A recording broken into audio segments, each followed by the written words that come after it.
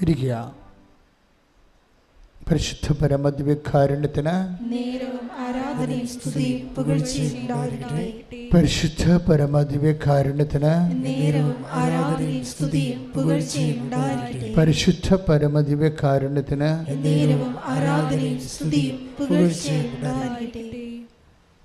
പ്രിയമുള്ളവരെ, മറ്റു പ്രാർത്ഥനകളിൽ നിന്ന് വ്യത്യസ്തമായിട്ട് എന്തുകൊണ്ടാണ് ഉടമ്പടി പ്രാർത്ഥനാ പദ്ധതിക്ക് സാക്ഷ്യങ്ങളുടെ എണ്ണം കൂടുന്നത്? എന്തുകൊണ്ടാണ്? അതിൻ്റെ പ്രധാനപ്പെട്ട കാരണം വിശ്വാസം 3 തരത്തിൽ പ്രകടിപ്പിക്കപ്പെടുന്നത് കൊണ്ടാണ്. ഇപ്പം നമ്മുടെ സാധാരണ ലെവലിലെ വിശ്വാസം ഒരു തരത്തിലാണ് മനുഷ്യർ പൊതുവെ പ്രകടിപ്പിക്കുന്നത്. എങ്ങനെയാണത്? പ്രാർത്ഥനയായിട്ട്. ഉടമ്പടിയിൽ വരുമ്പോൾ വിശ്വാസം 3 തരത്തിലാണ് പ്രകടിപ്പിക്കുന്നത്: പ്രാർത്ഥന, പ്രയോഗം, പിന്നെ പ്രഖ്യാപനം. പ്രയോഗത്തിന്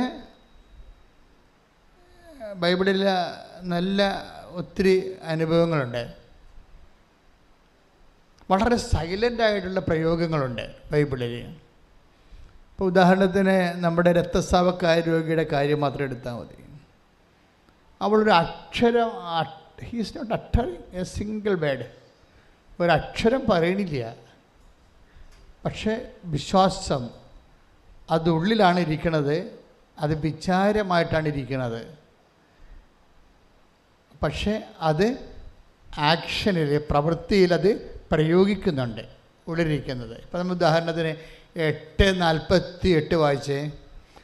വിശുദ്ധ ലൂക്കായുടെ സുവിശേഷം. സ്തുതിക്കട്ടെ. ഹല്ലേലൂയ, ഹല്ലേലൂയ, ഹല്ലേലൂയ. യേശുവേ നന്ദി, യേശുവേ സ്തുതി. ഹല്ലേലൂയ, ഹല്ലേലൂയ, ഹല്ലേലൂയ, ഹല്ലേലൂയ, ഹല്ലേലൂയ, ഹല്ലേലൂയ, ഹല്ലേലൂയ. ലൂക്ക 8:48. ലൂക്ക 8:48. അവൻ അവളോട് പറഞ്ഞു മകളെ, നിന്റെ വിശ്വാസം നിന്നെ രക്ഷിച്ചിരിക്കുന്നു. സമാധാനത്തോടെ പോവുക. അപ്പോൾ അവളെ രക്ഷിച്ചത് എന്താണ്? അവളുടെ വിശ്വാസം. അപ്പോൾ വിശ്വാസം ഉണ്ട് ആളിനെ. പക്ഷേ ഹീസ് നോട്ട് പ്രേയിങ്, ഒന്നും ചെയ്യണില്ല, ആൾ പ്രാർത്ഥിക്കണില്ല. പിന്നെ അവൾ എന്താണ് ചെയ്തത്? വിശ്വാസം എങ്ങനെയാണ് പ്രകടിപ്പിച്ചത്? അത് പറയുന്നത്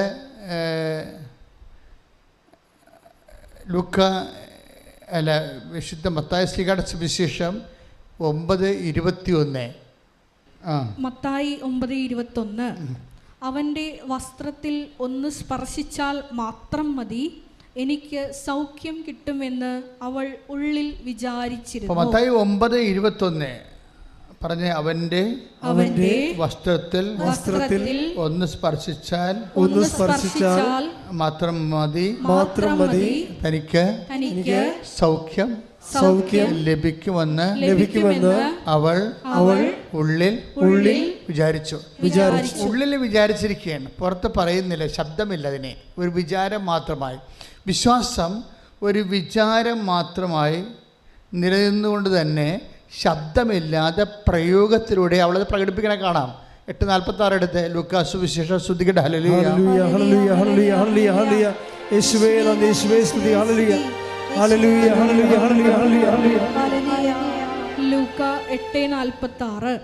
യേശു പറഞ്ഞു ആരോ എന്നെ സ്പർശിച്ചു, എന്നിൽ നിന്ന് ശക്തി നിർഗമിച്ചിരിക്കുന്നു എന്ന് ഞാൻ അറിയുന്നു. ഈശോയിൽ നിന്ന് എന്താണ് നിർഗമിച്ചത്?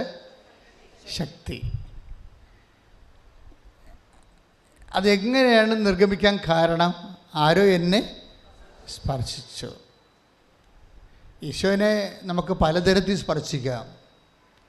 ഈശോയുടെ ഹൃദയത്തെ സ്പർശിക്കാം, ശരീരത്തെ സ്പർശിക്കാം, ഈശോയുടെ സാന്നിധ്യത്തെ സ്പർശിക്കാം.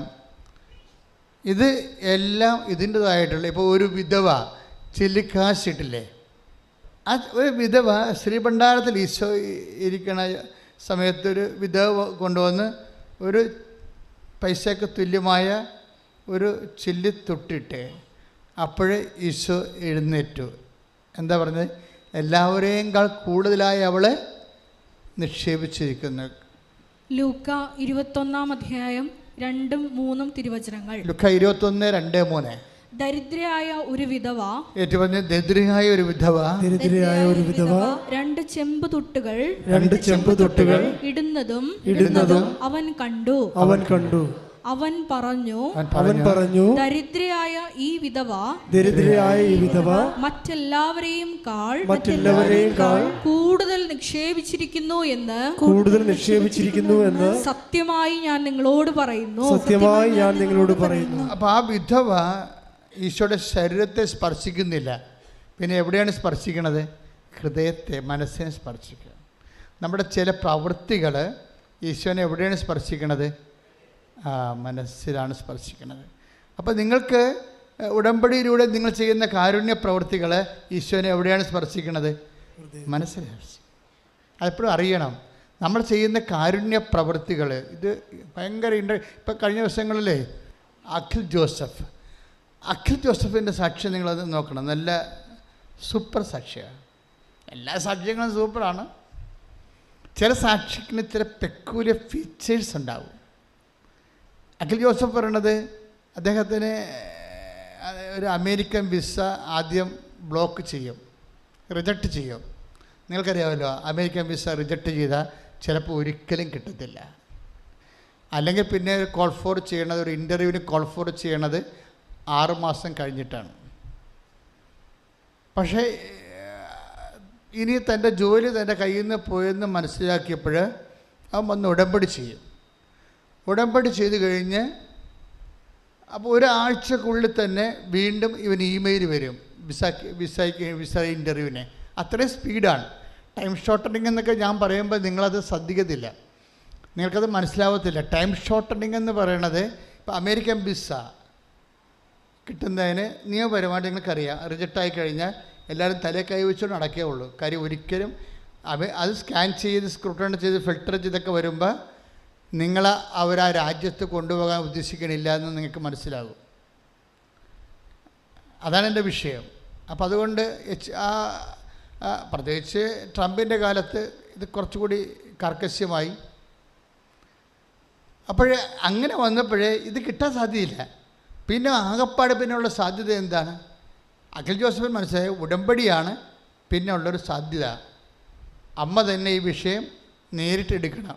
ഫയല് അമ്മയെ ഏൽപ്പിക്കുന്നത് തുല്യമാണ് നമ്മൾ ഉടമ്പടി ചെയ്യണത്.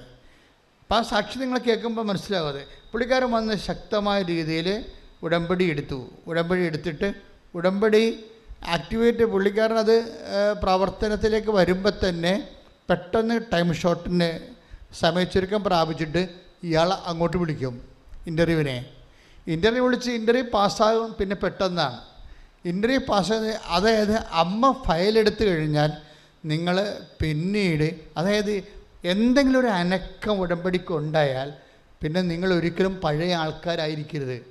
അത് നിങ്ങൾക്ക് പറ്റുന്ന അബദ്ധം.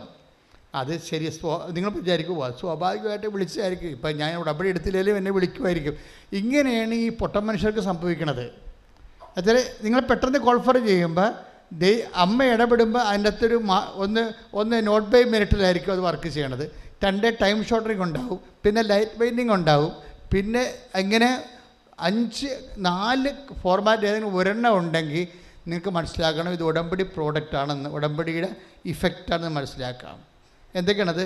നോട്ട് ബൈ മെറിറ്റ്, അതായത് നമ്മുടെ യോഗ്യതയില്ല, പക്ഷേ നമുക്ക് കൃപയാൽ നമ്മൾ വിളിക്കപ്പെടുന്നു. പിന്നെ എന്താ? ടൈം ഷോർട്ടനിങ്, നമ്മളെ ഞെട്ടിപ്പിച്ചുകൊണ്ട് സമയച്ചുരുക്കം പ്രാപിക്കും. അപ്പോൾ തന്നെ മനസ്സിലാക്കാം ഇത് അമ്മയാണ് അടുത്ത ഈ ലൈനിൽ നിൽക്കണം, നമ്മളല്ല. നമ്മളെ മാറ്റിയിട്ട് അമ്മ ഡയറക്റ്റ് വിഷയം കൈകാര്യം ചെയ്യാൻ തുടങ്ങിയെന്ന്. ഡയറക്റ്റ് വിഷയം കൈകാര്യം തുടങ്ങാനില്ല.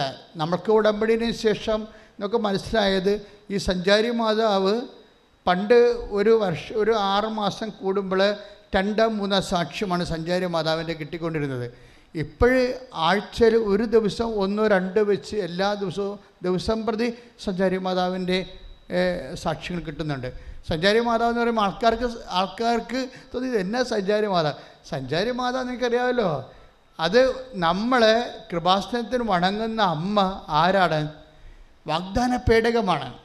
നമ്മൾ ലുത്തീനിയയിലുണ്ട് വാഗ്ദാന പേടകമേ ഞങ്ങൾക്ക് വേണ്ടി അപേക്ഷിക്കണമേ.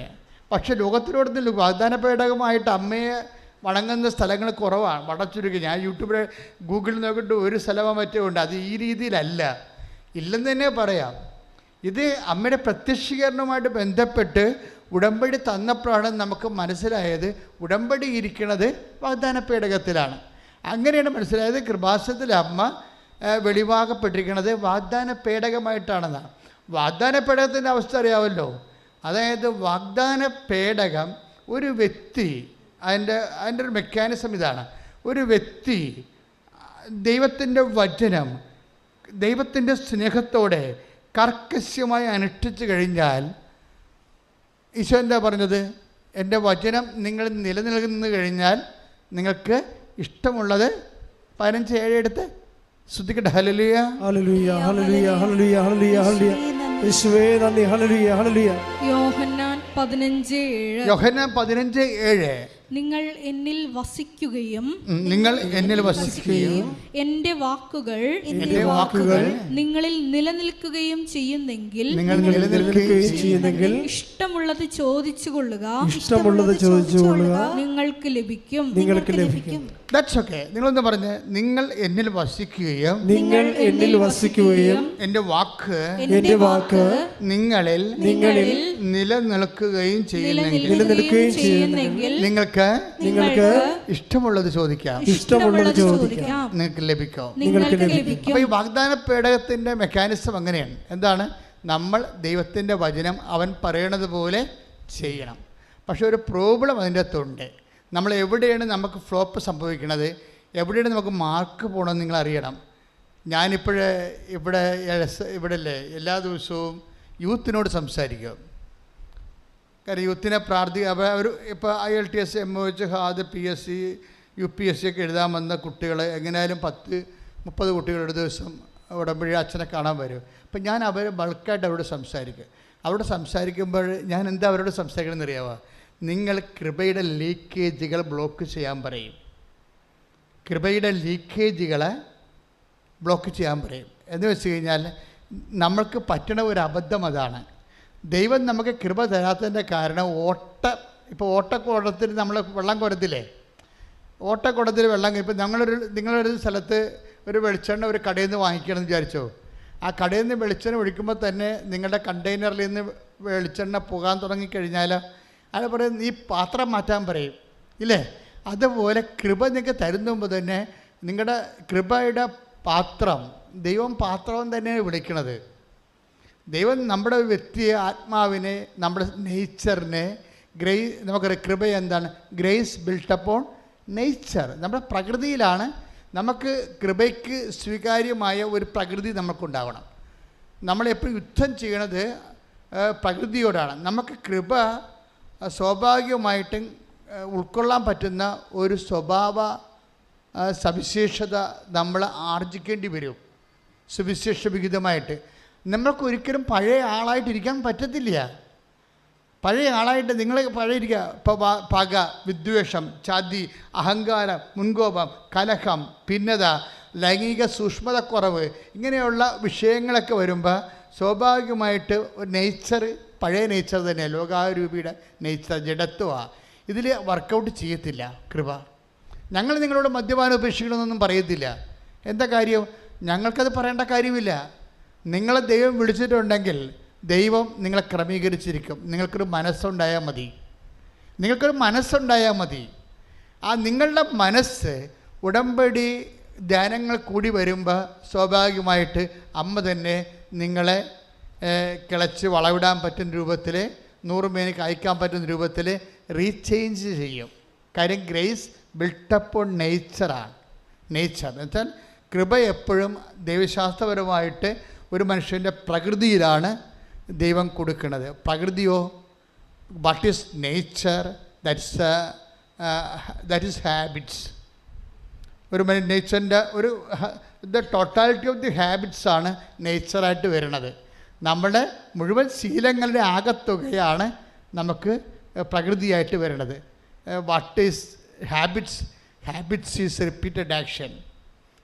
വല്ലപ്പോഴും സംഭവിക്കുന്ന കാര്യങ്ങളല്ല, തുടരെ സംഭവിക്കുന്ന ശീലങ്ങളെ ഹാബിറ്റ്സ് എന്ന് പറയും. അത് മോശം ശീലങ്ങളാണെങ്കിൽ ദുശ്ശീലങ്ങളാണെന്ന് പറയും. ഇപ്പം ദുശ്ശീലങ്ങളുള്ളവരിൽ ഒരിക്കലും കൃപ വർക്കൗട്ട് ചെയ്യത്തില്ല.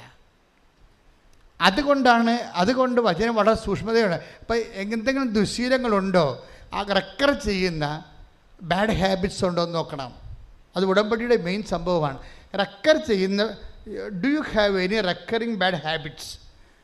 നിങ്ങൾക്ക് ഇത് റെക്കർ ചെയ്യുന്ന, വല്ലപ്പോഴും ഒറ്റപ്പെട്ട സംഭവങ്ങളല്ല, ആവർത്തിക്കപ്പെടുന്ന ബാഡ് ഹാബിറ്റ്സ് ഉണ്ടോ എന്ന് നോക്കണം. എങ്കിലേ നിങ്ങളുടെ നേച്ചർ, നിങ്ങളുടെ പ്രകൃതി കൃപ സ്വീകരിക്കാൻ പറ്റുന്നതല്ല, ഉടമ്പടി ഉടയാൻ സാധ്യതയുണ്ട്. അത് വളരെ ശ്രദ്ധിക്കണം. ഒന്ന് പ്രാർത്ഥിക്കുക. കർത്താവായ ദൈവമേ, ഉടമ്പടി പ്രകാരം കൃപ ആർജിക്കാൻ ആവശ്യമായ ഒരു നേച്ചർ പ്രകൃതി എന്നിൽ സംജാതമാക്കണമേ. ശ്രദ്ധിക്കട്ടെ, ഇത് ലീക്കേജാണ്. അതായത് ഇത് കൃപ നിങ്ങൾക്ക് കിട്ടിയാൽ തന്നെ നഷ്ടപ്പെടാൻ, ചോർന്നു പോകാൻ സാധ്യതയുള്ള ഒരു ലീക്കേജുകളാണ്. ഇത് ബ്ലോക്ക് ചെയ്യണം നമ്മൾ. ഇപ്പം ഞാൻ കുഞ്ഞുങ്ങളോട് സംസാരിക്കണില്ലേ, അപ്പം അവരെല്ലാം എഡ്യൂക്കേറ്റഡ് ആണ്. പക്ഷേ അവരോട് ഞാൻ പറയും, മക്കളെ എഡ്യൂക്കേഷൻ നിങ്ങൾക്കുണ്ട്, പക്ഷേ നിങ്ങൾ ശ്രദ്ധിക്കേണ്ട ഒരു കാര്യം, നിങ്ങൾ ഇൻ്റലിജൻ്റായിട്ട് വേണം വിശ്വാസം ഒരു ഇൻ്റലിജൻ്റ് അഫെയറാണ്. ഞാൻ എപ്പോഴും നിങ്ങളോട് പറയുന്ന കാര്യമാണ്. Faith is not an emotional affair. അത് ഇൻ്റലിജൻ്റ്, ബുദ്ധിപരമായ ഒരു വിനിമയമാണ് വിശ്വാസം എന്ന് പറയുന്നത്. അല്ല, അതിന് ഈ വൈകാരികമായ ഒരു വിനിമയമല്ല, ബുദ്ധിപരമാണത്. ഞാൻ അപ്പം മക്കളോട് പറയും, ദൈവത്തോട് നിങ്ങൾ ഇടപെടുമ്പോൾ ഇൻ്റലക്റ്റായിട്ട് ഇൻ്റലിജൻ്റായിട്ട് ഇടപെടണം. എന്താ കാര്യം? ഇപ്പം നിങ്ങളിപ്പോൾ ഒരു IELTS, MOH, അതൊക്കെ പഴയ, അല്ലെങ്കിൽ PSC എന്തെങ്കിലും ഇൻ്റർവ്യൂവിനൊക്കെ പോകണം. അപ്പോൾ നിങ്ങളിപ്പോൾ ഒരു ഉടമ്പടിയിൽ നിൽക്കുകയാണ്. ഉടമ്പടിയിൽ നിൽക്കുമ്പോൾ നിങ്ങളിപ്പോൾ ഉടമ്പടി പ്രകാരം പരിശുദ്ധ പ്രവർത്തനം ചെയ്യുന്നുണ്ട്, അല്ലേ? പരിശുദ്ധ പ്രവർത്തനം, കാരുണ്യ പ്രവർത്തികൾ ചെയ്യുന്നുണ്ട്. അതുപോലെ തന്നെ നിങ്ങൾ രോഗികളെ കാണുന്നുണ്ട്, ഒക്കെ ശരി. നിങ്ങൾ സൗമ്യത പാലിക്കുന്നുണ്ട്, പ്രാർത്ഥനയിൽ ജീവിക്കുന്നുണ്ട്, ഇതൊക്കെ ശരി. പക്ഷെ ദൈവത്തിന് ഒരു കാര്യം അറിയാം. എന്താണ് ദൈവത്തിന് അറിയാവുന്നത്? നിങ്ങൾ ഈ പരീക്ഷക്കാലം കഴിയുമ്പോൾ പഴയ ആൾക്കാരായിട്ട് കൺവേർട്ട് ചെയ്യുമെന്നറിയാം. അതോടുകൂടി നിങ്ങളുടെ കാര്യത്തിൽ ഒരു തീരുമാനമാക്കും. ഇതാണ് പ്രശ്നം. ഇൻ്റലിജൻ്റ് എന്ന് പറയാം. ഫെയ്ത്ത് ഇൻ്റലിജൻ്റായിട്ടാണ് കൈകാര്യം ചെയ്യേണ്ടത്. ഇത് ലീക്കേജാണ്. ഇത് ദൈവത്തിന് നിങ്ങളെക്കുറിച്ചുള്ള മുൻവിധിയുണ്ട്. അതായത് ഈ അഭ്യാസവും ഈ പ്രാർത്ഥനയൊക്കെ കാണിക്കുന്നത് വയറ്റിപ്പഴപ്പിന് വേണ്ടി മാത്രമാണ്, തൽക്കാലം ജയിച്ചു കയറാൻ വേണ്ടിയുള്ള ഉടായ്പാണ്. ഇത് കഴിഞ്ഞു കഴിഞ്ഞാൽ തനി സ്വഭാവം കാണിക്കും. തനി സ്വഭാവം, അതാണ് ലീക്കേജ് എന്ന് പറയുന്നത്. നിങ്ങളുടെ തനി സ്വഭാവം, കണ്ടത്തടിക്ക് മുണ്ടത്തടി, അപ്പൻ്റെ അടുത്ത്, നിങ്ങൾക്കറിയാമില്ല, നമ്മൾ നാട്ടുകാരുടെ കടത്തിലൊന്നും കയറണ്ട, അവർ ഇങ്ങനെ പെടറി ഞൊട്ടിക്കൊണ്ട് പോകും. നിങ്ങളുടെ കാര്യം നിങ്ങൾ സ്വന്തം അമ്മയുടെ അടുത്തേക്ക് അറിയാൽ മതി, നിങ്ങളുടെ കാര്യത്തിൽ തീരുമാനമാകും. That is U. സ്വന്തം അമ്മയോട് എന്താ നിങ്ങൾ പെരുമാറണത്, അല്ലെങ്കിൽ സ്വന്തം അമ്മമ്മയോട് അപ്പനോട് എന്താ പെരുമാറണത്, അതാണ് നിങ്ങൾ. അതെൻ്റെ അപ്പനല്ലേ എൻ്റെ അമ്മയല്ലേ എന്ന് വിചാരിച്ചുകൊണ്ട് നിങ്ങൾക്ക് ലൈസൻസ് ഇല്ല എന്തും പറയാനോ എന്തും ചെയ്യാനോ. ദാറ്റ് ഈസ് നിങ്ങളതാണ്. ഇപ്പോൾ ദൈവം അസസ് ചെയ്യുമ്പോൾ അതാണ്. അപ്പൻ ചിലപ്പോൾ ക്ഷമിക്കും, അമ്മയെ ക്ഷമിക്കും. കാര്യം നിങ്ങളെ പെറ്റ് വളർത്തിയ ഒത്തിരി ഇൻവെസ്റ്റ്മെൻറ്റ് അവർക്കുള്ളത് കൊണ്ട് അവർ ക്ഷമിക്കാൻ മാർഗ്ഗമില്ലല്ലോ, അതുകൊണ്ട് അവർ മിണ്ടത്തില്ല. പക്ഷെ നിങ്ങളുടെ കാര്യത്തിൽ ഒരു തീരുമാനമാകും. ഇതുകൊണ്ട് ഈശോ എന്താ പറഞ്ഞത്? നിങ്ങൾ എന്നെ സ്നേഹിക്കണമെങ്കിൽ മാത്രമേ ഈ പണിക്കിറങ്ങാവൂ. മനസ്സിലായില്ലേ? 15-14 take the word of God. സ്തുതിക്കട്ടെ. ഹല്ലേലൂയ, ഹല്ലേലൂയ, ഹല്ലേലൂയ, ഹല്ലേലൂയ, ഹല്ലേലൂയ. യേശുവേ നന്ദി, യേശുവേ സ്തുതി. ഹല്ലേലൂയ, ഹല്ലേലൂയ, ഹല്ലേലൂയ, ഹല്ലേലൂയ, ഹല്ലേലൂയ. യോഹന്നാൻ 15:14. യോഹന്നാൻ 15:14. ഞാൻ നിങ്ങളോട് കൽപ്പിക്കുന്നത് നിങ്ങൾ ചെയ്യുന്നെങ്കിൽ നിങ്ങൾ എൻ്റെ സ്നേഹിതരാണ്. അപ്പം ഞാൻ നിങ്ങളോട് കൽപ്പിക്കുന്നത് നിങ്ങൾ ചെല്ലുന്നെങ്കിൽ എന്നാണ് ഈശോ പറഞ്ഞത്. അല്ല, ചെയ്യുന്നെങ്കിൽ. ഉടമ്പടിയാണ് സംഭവം. ഇതെല്ലാം ചെയ്യുന്ന കാര്യങ്ങളാണ്. ഞാൻ നിങ്ങളോട് കൽപ്പിക്കുന്നത് നിങ്ങൾ ചെല്ലുന്നെങ്കിൽ എന്നാണ് ഈശോ പറഞ്ഞെങ്കിലേ നിങ്ങൾക്ക് വേണമെങ്കിൽ വചനം അവിടെ ഇരുന്നുകൊണ്ട് 3000 പ്രാവശ്യം ചെല്ലിയാൽ മതിയായിരുന്നു. വർക്കൗട്ട് ചെയ്യത്തില്ല. ഞാൻ നിങ്ങളോട് കൽപ്പിക്കുന്നത് പറഞ്ഞേ, ഞാൻ ഞാൻ നിങ്ങളോട് കൽപ്പിക്കുന്നത് നിങ്ങൾ ചെയ്യുന്നെങ്കിൽ നിങ്ങൾ എൻ്റെ സ്നേഹിതരാണ്. അപ്പൊ എൻ്റെ സ്നേഹിതരാണെന്നുള്ളതാണ് നിങ്ങളുടെ ഒരു status. You got the point. മനസ്സിലായില്ലേ? എൻ്റെ സ്റ്റാറ്റസ് എന്താണ്? പൗരോഹിത്യത്തോട് കാണിച്ച ഒരു ശുശ്രൂഷ ജീവിതമാണ് എൻ്റെ സ്റ്റാറ്റസ്. ദൈവത്തിൻ്റെ മുമ്പിൽ എൻ്റെ സ്റ്റാറ്റസ് അതാണ്. ഞാൻ വളരെ നീതി പുലർത്തി ഇത്രയും നാൾ ജീവിച്ച ഒരു ജീവിതമാണ്. അതാണ് എൻ്റെ സ്റ്റാറ്റസ്. നിങ്ങളുടെ ജീവിതം എന്താ? നിങ്ങളുടെ ദൈവവിളി, കുടുംബജീവിതം, അതിനോട് നീതി പുലർത്തി കർത്താവിൻ്റെ വചനം പാലിച്ചുകൊണ്ട് നിങ്ങൾ നിലനിൽക്കുമെങ്കിൽ അതാണ് 15:7. Take the word of God. ശ്രദ്ധിക്കട്ടെ. ഹല്ലേലൂയ, ഹല്ലേലൂയ, ഹല്ലേലൂയ, ഹല്ലേലൂയ, ഹല്ലേലൂയ. യേശുവേ നന്ദി, യേശുവേ സ്തുതി. ഹല്ലേലൂയ. വായിച്ചോളൂ. നിങ്ങൾ എന്നിൽ വസിക്കുകയും എന്റെ വാക്കുകൾ നിങ്ങളിൽ നിലനിൽക്കുകയും ചെയ്യുന്നെങ്കിൽ ഇഷ്ടമുള്ളത് ചോദിച്ചുകൊള്ളുക, നിങ്ങൾക്ക് ലഭിക്കും. ഇപ്പം ഇവിടെ പ്രധാനപ്പെട്ട വാക്യതാണ് ഈ വചനത്തിൽ. നിങ്ങൾ എന്നിൽ വസിക്കുകയും എൻ്റെ വാക്ക് നിങ്ങളിൽ നിലനിൽക്കുകയും. ഇവിടെയാണ് വിഷയം. ഇതാണ് faith is an intelligent affair എന്ന് പറയണത്.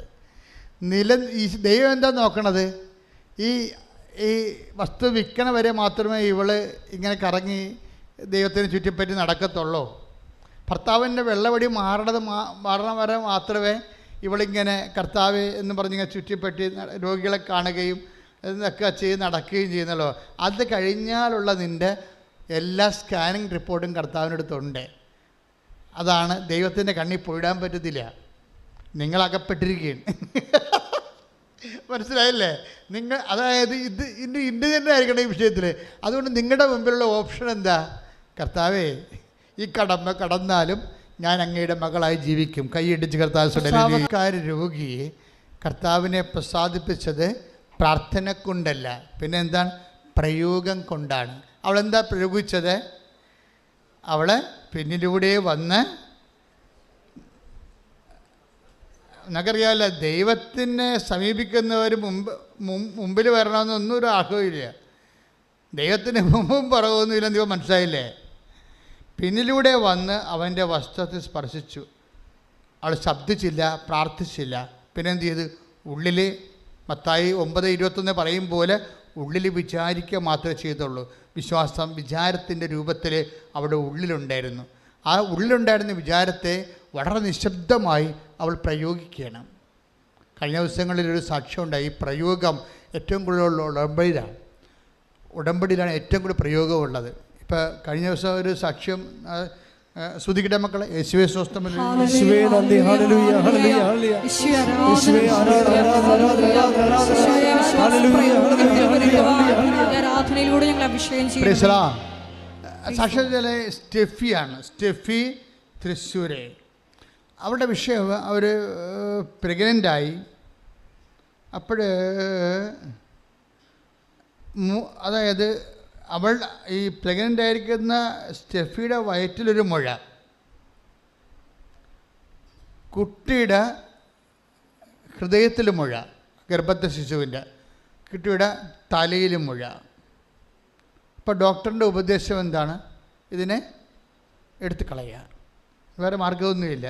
ഇനി ജനിച്ചാൽ തന്നെ അത് വല്ല ബുദ്ധിമാന്യമോ ഉള്ള വൈകാല്യമുള്ള കൊച്ചാവും. കാര്യം കൊച്ചിൻ്റെ അമ്മയുടെ വയറ്റിൽ മുഴയുണ്ട്. അപ്പോൾ തന്നെ ബ്ലഡ് സർക്കുലേഷൻ്റെ ഒക്കെ ഒത്തിരി പ്രോബ്ലംസ് വരും. അല്ലാതെ തന്നെയുള്ള ഭക്ഷണ പ്രശ്നങ്ങളൊക്കെ എല്ലാം വരും.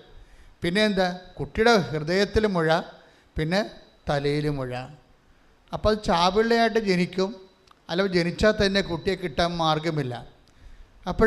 എന്നിട്ട് സ്റ്റെഫി വിശ്വാസത്തെ വിട്ടുപോണില്ല. നമ്മുടെ ഈ ഉടമ്പടി ആൾക്കാരെ കൊണ്ട് ഇപ്പോൾ ശരിക്കും, അതായത് പല ആൾക്കാരുടെയും വിശ്വാസം പെട്ടെന്ന് 8ാം ക്ലാസ്സിൽ നിന്ന് 10ാം ക്ലാസ്സിലായി, പെട്ടെന്ന് PDC ആയി, പെട്ടെന്ന് വിശ്വാസം ഡിഗ്രിയായി, പോസ്റ്റ് ഗ്രാജുവേഷനിലേക്ക് പെട്ടെന്ന്. നിങ്ങൾക്കൊരു പ്രോബ്ലം വരുമ്പോൾ നിങ്ങൾ പെട്ടെന്ന് പാസ്സായി പോണ കേൾക്കാം. ഓൾ പ്രൊമോഷനല്ല, ശരിക്കും. അതായത് ഒരു വിഷയത്തെ ഇൻവെസ്റ്റ് ചെയ്യാനുള്ള ഒരു വ്യക്തിയുടെ കഴിവ്, ability to invest on a problem, അതാണ് നമ്മുടെ ഇവിടെ അതായത് ദൈവത്തിൽ വിശ്വസിക്കുന്നത് എന്താണ് ശരിക്കും പറഞ്ഞാൽ? വിശ്വാസം എന്ന് പറയുന്നത് ability to invest on a problem in the basis in the name of Jesus. ദൈവത്തിൻ്റെ നാമത്തിൽ ഒരു വിഷയം ദൈവത്തിനെ ഏൽപ്പിച്ചിട്ട് അതിൽ വിശ്വാസം ഇൻവെസ്റ്റ് ചെയ്യും. അതൊരു കഴിവാണ് ശരിക്കും. വിശ്വാസം ഇൻവെസ്റ്റ് ചെയ്യാനുള്ള കഴിവ്. അത് പെട്ടെന്ന് നമുക്കൊരു പ്രോബ്ലം വരുമ്പോൾ കർത്താവ് ഉദ്ദേശിക്കുന്നത് പ്രോബ്ലത്തിൽ നിങ്ങൾ അലയണമെന്നല്ല ഉദ്ദേശിക്കുന്നത്. നിങ്ങളുടെ വിശ്വാസത്തിനെ ദൈവം പെട്ടെന്ന് അപ്ഗ്രേഡ് ചെയ്യും. ഫെയ്ത്ത് അപ്ഗ്രേഡേഷൻ സംഭവിക്കും. നമുക്കൊരു പ്രോബ്ലം ഉണ്ടാകത്തില്ലെങ്കിൽ നമ്മുടെ ഫെയ്ത്ത് 0 ഫെയ്ത്തായിട്ടിരിക്കും. മനസ്സിലായില്ലേ? ഇനി ഒരു പ്രോബ്ലം ഉണ്ടായെന്ന് തന്നെ വിചാരിക്കുക. നിങ്ങളത് ദൈവത്തിൻ്റെ ഫോർമാറ്റിൽ കൊണ്ടുവരുന്നില്ല, ബുദ്ധിയുടെ ഫോർമാറ്റിൽ കൈകാര്യം ചെയ്താലും 0 ഫെയ്ത്താണ് റിസൾട്ട്. അച്ഛൻ പറയാൻ മനസ്സിലാകുന്നുണ്ടോ? അതായത് ഇപ്പോൾ ഇപ്പോൾ ഡോക്ടർ എന്താ പറയണത്? ഡോക്ടർ ഇൻ്റലക്ച്വൽ ഫോർമാറ്റാണ് അത് ഉപയോഗിക്കുന്നത് ബുദ്ധിപരമായിട്ട്. അത് ആ കുട്ടിയെ കിട്ടിയിട്ട് കാര്യമില്ല എന്ന് പറയണത്. കുട്ടിയെ കിട്ടിയിട്ട് കാര്യമില്ല, it is better to abort. ആ വൈദ്യശാസ്ത്രം അങ്ങനെ ചെയ്യത്തുള്ളൂ. ആവശ്യമില്ലാത്ത ഒരു റിസ്ക്കും അവരെടുക്കത്തില്ല. കാര്യം അങ്ങനെ ഒരു കുട്ടി ജനിച്ചാൽ പിന്നെ രാഷ്ട്രത്തിന് 2-3 പ്രശ്നങ്ങളാണ്.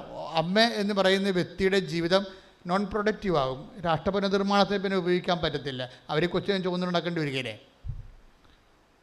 അപ്പോൾ ഇതിന് സ്വാഭാവികമായിട്ട് കുട്ടിക്ക് അമ്മയ്ക്കും രാഷ്ട്രം തീറ്റി കൊടുക്കണം, ഭക്ഷണം കൊടുക്കണം.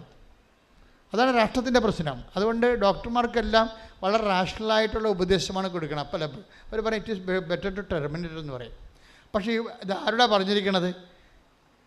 ഒരു വിശ്വാസിയോടെ പറഞ്ഞിരിക്കണത്. വിശ്വാസിയെ സംബന്ധിച്ചിടത്തോളം ഈ ഡോക്ടർ പറയുന്ന ബുദ്ധിയുടെ അപ്പുറത്ത് അവർ വേറെ ഒരു ശക്തിയെ കാണുന്നുണ്ട്. ഇതിന് നമുക്കറിയാം ദൈവം സാന്നിധ്യം നൽകണത് ശക്തിയുടെയും ജ്ഞാനത്തിൻ്റെയും രൂപത്തിലാണ്. ശക്തിയുടെയും ജ്ഞാനത്തിൻ്റെയും രൂപത്തിൽ നമ്മൾ ദൈവം എന്ന് പറയുന്നുണ്ടെങ്കിലും അനുഭവതലത്തിൽ നമുക്ക് ഇങ്ങനെ ഡൗൺലോഡ് ചെയ്ത് കിട്ടണത് ശക്തിയും ജ്ഞാനവുമാണ് ദൈവം. ഇപ്പം ഈശോയുടെ വചനം തന്നെ കേൾക്കാമല്ല. ഇപ്പം 1 Corinthians 1:24 take the bed of God. സ്തുതിക്കട്ടെ. ഹല്ലേലൂയ ഹല്ലേലൂയ ഹല്ലേലൂയ ഹല്ലേലൂയ ഹല്ലേലൂയ യേശുവേ നന്ദി. ഹല്ലേലൂയ ഹല്ലേലൂയ ഹല്ലേലൂയ. 1 Corinthians 1:24 ക്രിസ്തു ദൈവത്തിന്റെ ശക്തിയും ദൈവത്തിന്റെ ജ്ഞാനവുമാണ്. അപ്പം ക്രിസ്തു ആരാണ്? ദൈവത്തിന്റെ ശക്തി, ദൈവത്തിൻ്റെ ജ്ഞാനവുമാണ്. അപ്പോൾ ദൈവത്തിൽ നമുക്ക് 2 കാര്യം കിട്ടും. ജ്ഞാനം എന്ന് പറയുന്നത് എന്താണ്? ഒരു വിഷയത്തിൻ്റെ ആശയ പരിസരം. ഇപ്പോൾ ഈ ടേബിൾ ഉണ്ടാക്കണം, ആദ്യം എന്ത് ചെയ്യണം? ടേബിൾ വരക്കണം അല്ലേ? അതിൻ്റെ അപ്പോൾ വീടാണെങ്കിൽ പ്ലാൻ ഉണ്ടാക്കണം അല്ലേ? അതാണ് ജ്ഞാനം എന്ന് പറയുന്നത്. ഇപ്പോൾ ഈ ലോകം ക്രിയേറ്റ് ചെയ്യണമെങ്കിൽ ദൈവം ഇതിൻ്റെ സ്കെച്ച് ഉണ്ടാക്കണം, സ്കെച്ചും പ്ലാനും ഉണ്ടാക്കണം. എന്നിട്ടാണ് അതിൻ്റെ അകത്ത് മാറ്റർ ഫില്ല് ചെയ്യണത്. അപ്പോഴേ അതുപോലെ തന്നെ അത് പ്രയോഗമെന്ന് പറയും. ഇപ്പം ആദ്യം സിദ്ധാന്തം, പിന്നെ പ്രയോഗം. അതാണ് ജ്ഞാനവും ശക്തിയും. ശക്തിയാണ് പ്രയോഗം വരണത്.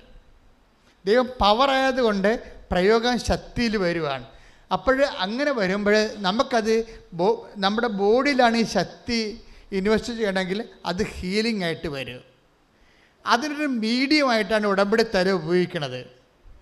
ഉടമ്പടി തരം നമ്മൾ ഉപയോഗിക്കത്തില്ലേ? ഉടമ്പടി തരം ഞങ്ങൾ അതിൻ്റെ അകത്ത് പവർ ഇൻകൾക്കേറ്റ് ചെയ്തിരിക്കുകയാണ്. എങ്ങനെയാണ് ഇൻകൾക്കേറ്റ് ചെയ്യണത്?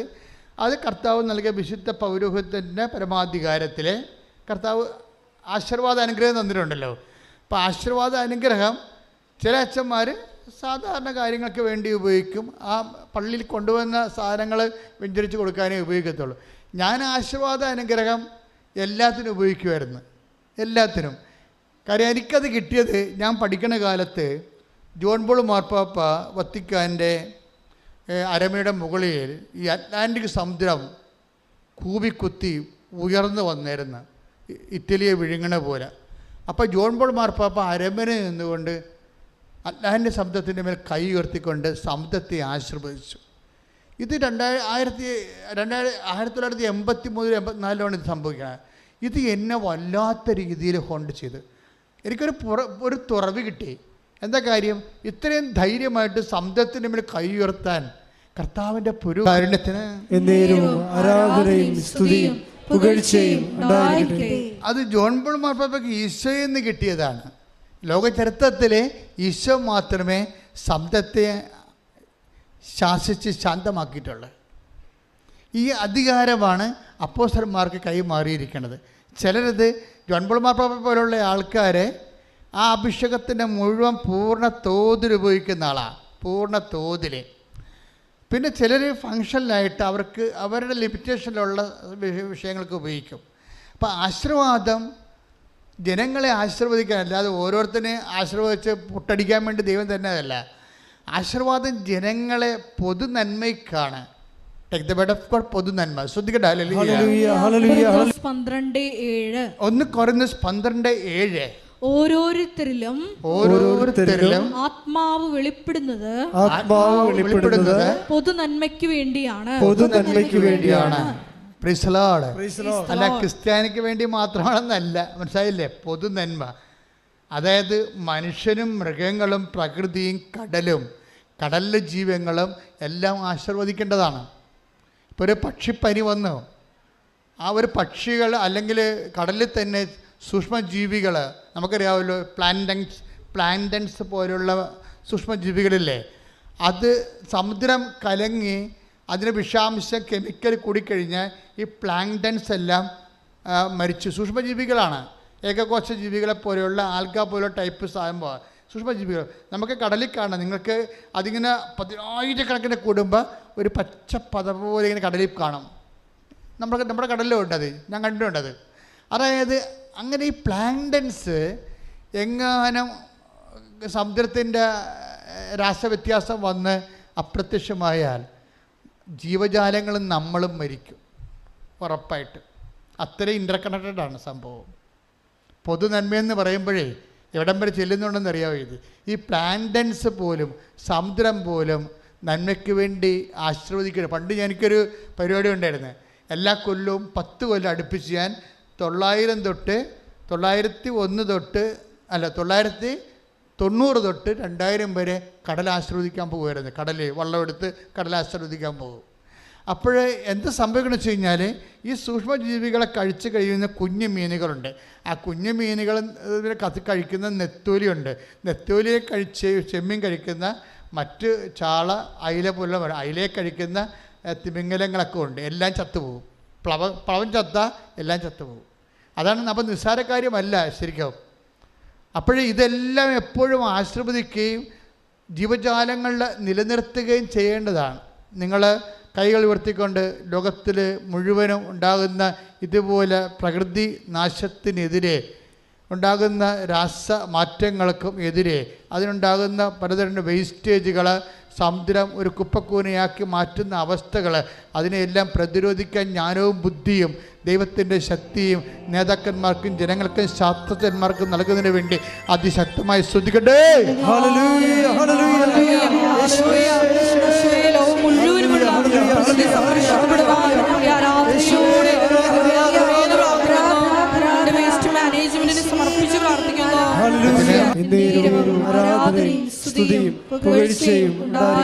അപ്പൊ ഈ പൊതു നന്മയ്ക്ക്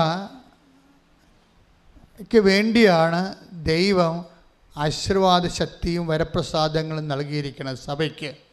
ഈ പൊതു നന്മ നമ്മുടെ എല്ലാവരുടെയും ഒരു റഫറൻസ് സബ്ജക്റ്റ് ആയിരിക്കണം.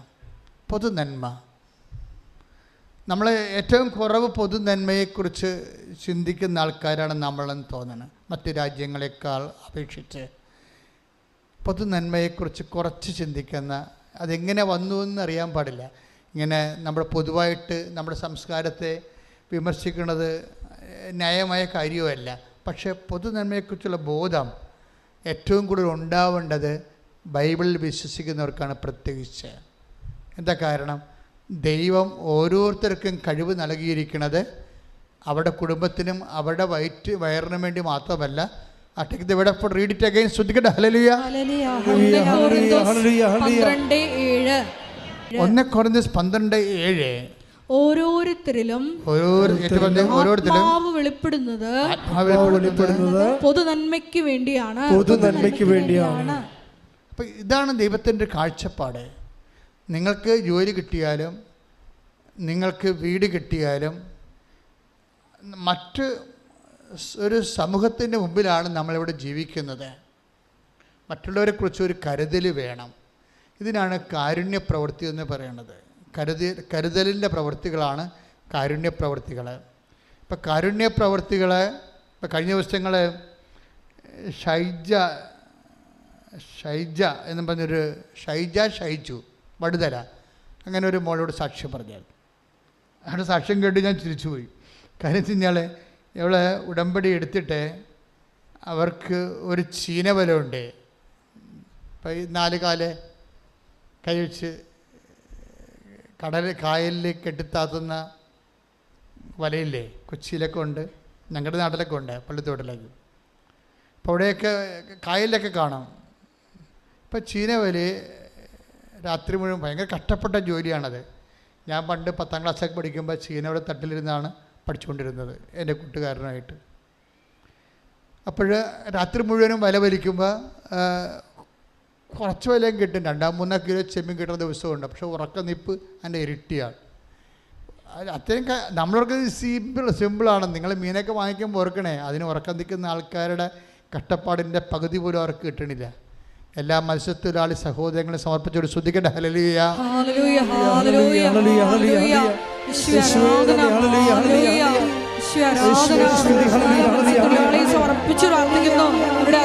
സാക്ഷ്യം ചെയ്യാൻ ഇപ്പം കെട്ടിയിട്ട് 6 മാസമായി. ഇന്ന് വരെ അതായത് മത്സ്യം ഒഴിയണില്ല. സമൃദ്ധമായി രാത്രിയും പകലും ദൈവം അവരെ അനുഗ്രഹിച്ചുകൊണ്ടിരിക്കുകയാണ്.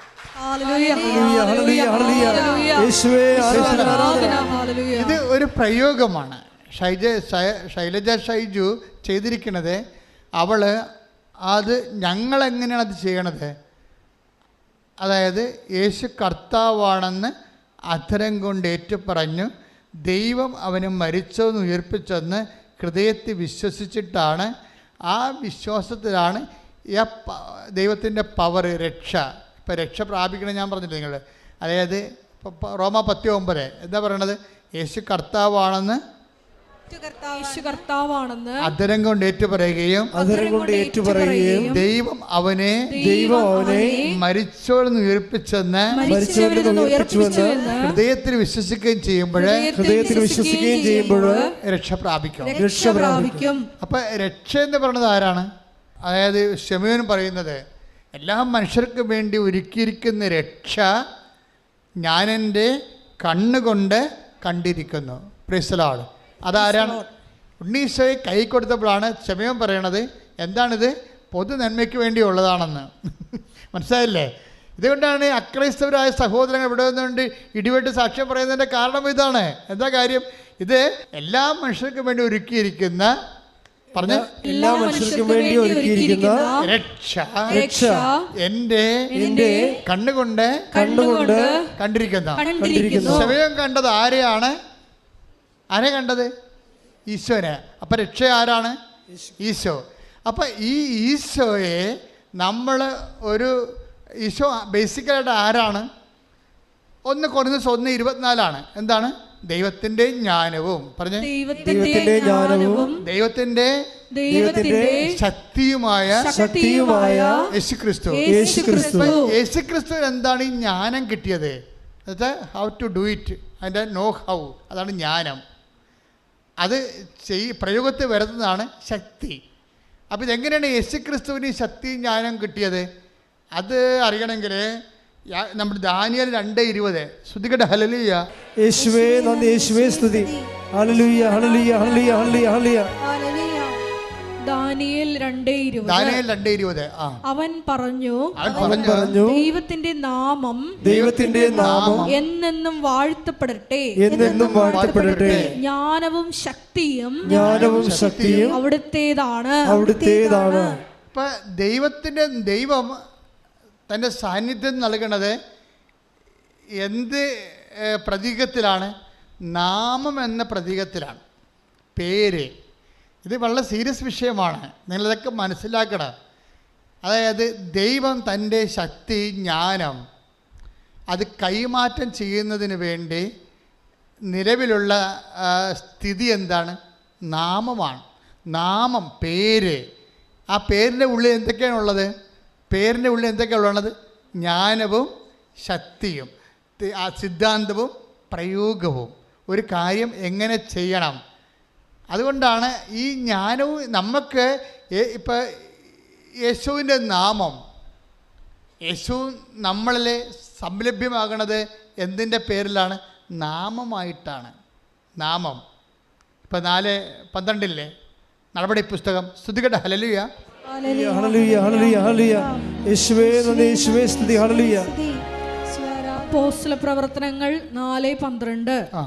ആകാശത്തിന് കീഴേ, പറഞ്ഞ ആകാശത്തിന് കീഴേ, ആകാശത്തിന് കീഴേ മനുഷ്യരുടെ ഇടയിൽ നമുക്ക് രക്ഷയ്ക്ക് വേണ്ടി മറ്റൊരു നാമവും നൽകപ്പെട്ടിട്ടില്ല.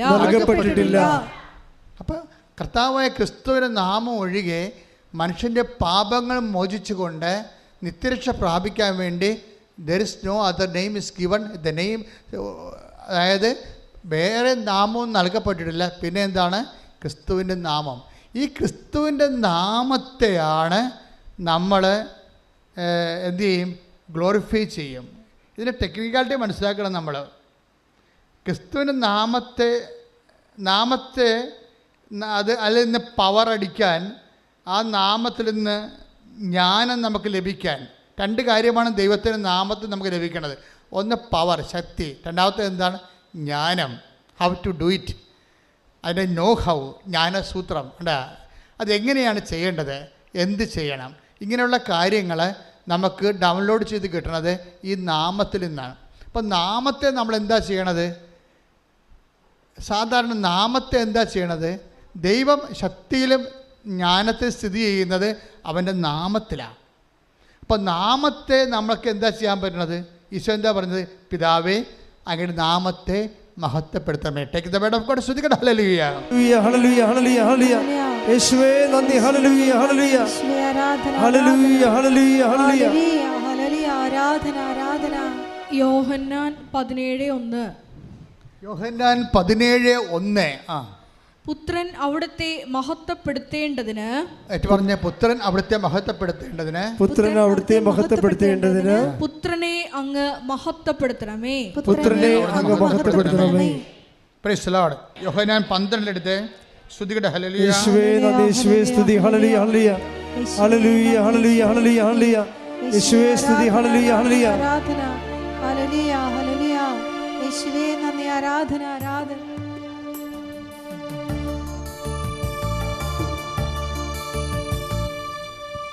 യോഹന്നാൻ 12:28. യോഹന്നാൻ 12:28.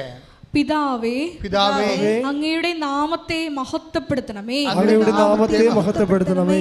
അപ്പോൾ സ്വർഗത്തിൽ നിന്ന് ഒരു സ്വരമുണ്ടായി, അപ്പോൾ സ്വർഗ്ഗത്തിൽ നിന്ന് ഒരു സ്വരമുണ്ടായി, ഞാൻ മഹത്വപ്പെടുത്തിയിരിക്കുന്നു, ഞാൻ മഹത്വപ്പെടുത്തിയിരിക്കുന്നു, ഇനിയും മഹത്വപ്പെടുത്തും, ഇനിയും മഹത്വപ്പെടുത്തും. ഇതാണ് സംഭവം. അതായത് ഇതിൻ്റെ ഒരു എന്താണ്, ബൈബിളിൻ്റെ ഒരു സാങ്കേതിക വിദ്യയാണ് ഞാൻ പറയണത്.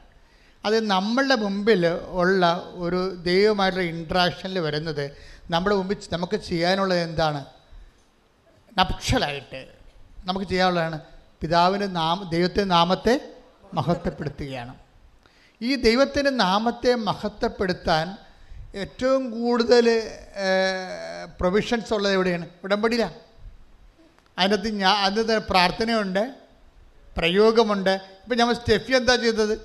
സ്റ്റെഫിയോട് എന്താ പറഞ്ഞിരിക്കുന്നത്? നിൻ്റെ കുട്ടി എന്ത് പറ്റി? അതിനെ അവൾക്ക് സ്റ്റെഫിക്ക് വയറ്റും മുഴ, പിന്നെ എന്താണ്, ഗർഭസ്ഥ ശിശുവിൻ്റെ തലയുടെ അകത്ത് മുഴ, ഹൃദയത്തിൽ മുഴ. അപ്പോൾ ഒരു അമ്മയുടെ മാനസികാവസ്ഥയൊക്കെ അറിയാമല്ലോ. അവളെന്താ ചെയ്തിരിക്കണത്? അവളവിടെ, അതായത് ഡോക്ടർ പറഞ്ഞു it's better to abort it. പക്ഷേ സ്റ്റെഫി അബോർട്ട് ചെയ്യാൻ തയ്യാറല്ല. എന്താ കാര്യം? അവളെ ദൈവത്തെ ആശ്രയിക്കുന്നു, ഉടമ്പടി ചെയ്തിട്ടുണ്ട്. അമ്മ എനിക്ക് കുഞ്ഞിനെ തരുമെന്ന് വിശ്വസിക്കുന്നു. അതിനുവേണ്ടി ദൈവത്തെ മഹത്വപ്പെടുത്തി, പിതാവേ, പിതാവേ, അങ്ങയുടെ നാമത്തെ മഹത്വപ്പെടുത്തണമേ. മഹത്വപ്പെടുത്തുമ്പോൾ എന്താണ് ചെയ്യണത്? മഹത്വപ്പെടുത്തുന്നതിന് നമുക്ക് ചെയ്യാവുന്ന കാര്യം എന്താണ്? നമുക്ക് ചെയ്യാവുന്ന കാര്യം, അല്ലെങ്കിൽ നിങ്ങൾ പ്രാർത്ഥിക്കുമ്പോൾ, സുവിശേഷം സാക്ഷ്യമായിട്ട് ജീവിക്കുമ്പോൾ നിങ്ങൾ ചെയ്യുന്ന കാര്യം എന്താണ്? ബേസിക്കലായിട്ട് you are glorifying the name of Jesus, അല്ലേ? ദൈവത്തിൻ്റെ നാമത്തെ നിങ്ങൾ മഹത്വപ്പെടുത്തുന്നു. എങ്ങനെയാണ് മഹത്വപ്പെടുത്തണത്? 17:4 എടുത്ത യോഹന്നാൻ സുവിശേഷം. ശ്രദ്ധിക്കട്ടെ. ഹല്ലേലൂയ. ഹല്ലേലൂയ ഹല്ലേലൂയ ഹല്ലേലൂയ ഹല്ലേലൂയ ഹല്ലേലൂയ. യേശുവേ നന്ദി, യേശുവേ സ്തുതി. ഹല്ലേലൂയ. യോഹന്നാൻ 17:4. യോഹന്നാൻ 17:4. അവിടുന്ന് എന്നെ ഏൽപ്പിച്ച ജോലി പൂർത്തിയാക്കിക്കൊണ്ട് ഭൂമിയിൽ അവിടുത്തെ ഞാൻ മഹത്വപ്പെടുത്തി. മനസ്സിലായില്ലേ? ദൈവത്തെ മഹത്വപ്പെടുത്തുന്നത് എങ്ങനെയാണ്? ദൈവം ഏൽപ്പിച്ച ജോലി പൂർത്തിയാക്കിക്കൊണ്ട്. അതുകൊണ്ടാണ് ഞാൻ ഈ ഓട്ടിസം ബാധിച്ച കുഞ്ഞുങ്ങളുടെ അമ്മമാരോട് അവരെ തടവി സ്നേഹിച്ച് നിർത്തുന്നത്. എന്താണ്? ഞാനവരോട് പറയും, ഇത് കർത്താവ് കൽപ്പിച്ചിരിക്കണ വരെ നീ നിന്നെ ഏൽപ്പിച്ച ജോലി അവൻ്റെ നാമത്തെ മഹത്വപ്പെടുത്തിക്കൊണ്ട് നീ മുന്നേറണം. ഞാൻ നിനക്ക് ശക്തിക്ക് വേണ്ടി പ്രാർത്ഥിക്കുകയാണെന്ന് പറയും. അഭിഷേകമായിട്ട് ശക്തി കൊടുക്കും. ചിലപ്പോൾ കുട്ടിക്ക് ചില കുട്ടികളെ, ചില ഓട്ടിസം ബാധിച്ച കുഞ്ഞുങ്ങളെ ഇവിടെ സുഖപ്പെട്ട സാക്ഷ്യമുണ്ട്. പക്ഷേ ചില കുഞ്ഞുങ്ങളെ സുഖപ്പെടാത്ത സാക്ഷ്യമുണ്ട്. അപ്പോഴേ അതിന് പകരം എന്താ അവർക്ക് കിട്ടാൻ സാധ്യതയുള്ളത്? ശക്തി കിട്ടും. എന്തിനാണ്? 17:4 അനുസരിച്ചുകൊണ്ട്. അതായത് ഈ ദൈവത്തിൻ്റെ ഒരു പ്രവർത്തനം എങ്ങനെയാണെന്ന് അറിയാമോ? അതായത് ദൈവം ചെയ്യുന്ന പല കാര്യങ്ങളും പെട്ടെന്ന് നമുക്ക് മനസ്സിലാവത്തില്ല. അപ്പോൾ നിങ്ങൾ പ്രാർത്ഥന മുടക്കിക്കളയരുത്. മനസ്സിലായോ? ദൈവം ചെയ്യുന്ന കാര്യങ്ങൾ പല കാര്യങ്ങളും പിന്നീടേ മനസ്സിലാകത്തുള്ളൂ. അതാണ് 13:7 യോഹന്നാന്റെ സുവിശേഷം. ശ്രദ്ധിക്കട്ടെ. ഹല്ലേലൂയ ഹല്ലേലൂയ ഹല്ലേലൂയ ഹല്ലേലൂയ. യേശുവേ നന്ദി. ഹല്ലേലൂയ ഹല്ലേലൂയ. യോഹന്നാൻ 13:7. യേശു പറഞ്ഞു, ഞാൻ ചെയ്യുന്നത് എന്തെന്ന് ഇപ്പോൾ നീ അറിയുന്നില്ല, എന്നാൽ പിന്നീട് അറിയും. അപ്പൊ നമ്മളുമായിട്ട് യേശു ഇപ്പോഴുള്ള ഒരു ജീവിതത്തിൽ തീരുകയില്ല. ഒരു IELTS പാസ്സായി ജീവിതം ക്ലോസ് ചെയ്യാൻ പോകണില്ല. ഒരു പിന്നീടുണ്ട്. ഇതെപ്പോഴും ഓർത്തേക്കണം. ക്രിസ്തുവായിട്ട് ഇടപാട് വെക്കാൻ ഉദ്ദേശിക്കുന്ന മക്കളെ ഇപ്പോഴും ഉണ്ട്, ഒരു പിന്നീടും ഉണ്ടെന്ന് ഓർക്കണം. നമുക്ക് ഇപ്പോഴല്ലേ ഉള്ളു എല്ലാവർക്കും.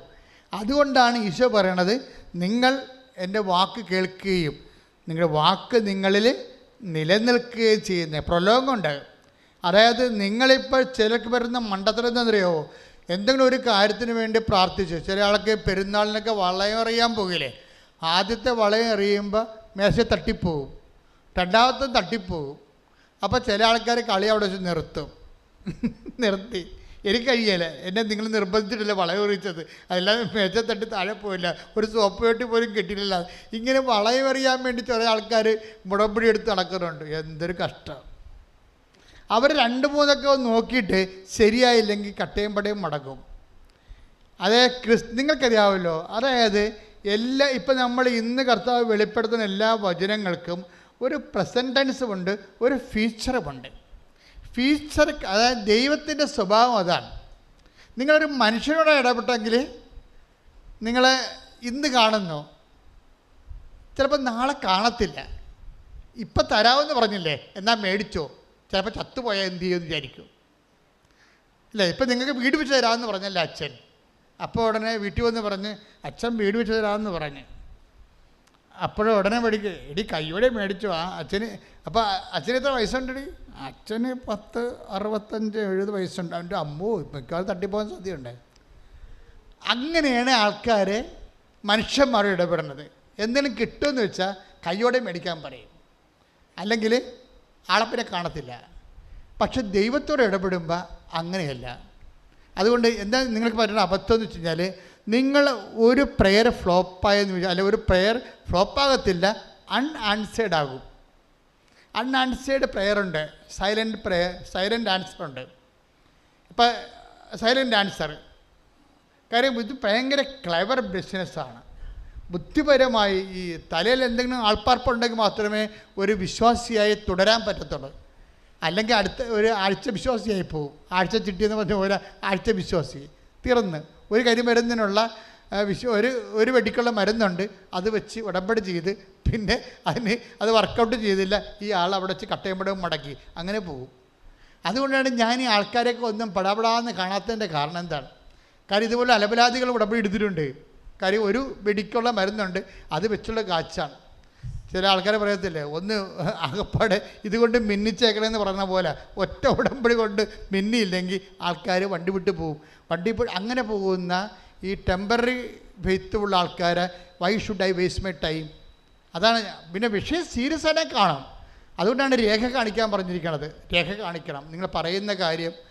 ചിലപ്പോൾ ആൾക്കാരെന്താ വെച്ചാൽ പലരും പണ്ടൊക്കെ എന്നെ ഒത്തിരി പറ്റിക്കും. ഭയങ്കര നിലവിളിച്ച് കരഞ്ഞ് ഭയങ്കര നാടകത്തിന് സിനിമയിലൊക്കെ വീട്ടിൽ അഭിനയിക്കാനേക്കാൾ ഭയങ്കരമായിട്ട് അഭിനയിക്കുന്ന ആൾക്കാരില്ലേ, അവരിങ്ങനെ പദം പറഞ്ഞൊക്കെ കാര്യങ്ങൾ പറയുമ്പോൾ നമ്മളത് ചെയ്തു കൊടുക്കും. പക്ഷേ പിന്നെ ഈ ഉടമ്പടിയിൽ ആൾക്കാരെ കാണത്തില്ല. ഉടമ്പടി എടുക്കാൻ തന്നെ വന്ന് അച്ഛനെ കാണാൻ വേണ്ടി വന്നിരിക്കുകയാണ്. അതാണ് പ്രശ്നം. പക്ഷേ ഇപ്പോഴെന്താണെന്ന് വെച്ച് കഴിഞ്ഞാൽ ഞാൻ പണ്ട് 3-4 പ്രാർത്ഥന കഴിഞ്ഞാൽ ഇത് ആൾക്കാരെ കാണത്തുള്ളായിരുന്നു. ഇപ്പം അങ്ങനെയല്ല. ഇപ്പം ഇന്ന് നീ ഉടമ്പടി എടുത്ത് ഇന്ന് കാണും. വിഷയം സീരിയസ് ആയാൽ മതി. അതിൻ്റെ രേഖ കയ്യിലുണ്ടാകണമെന്നേ ഉള്ളൂ. അപ്പം സത്യസന്ധമായിരിക്കണം. ഞാൻ ഇപ്പം പറഞ്ഞു വരുന്നതിൻ്റെ അർത്ഥം എന്താണെന്നറിയാമോ?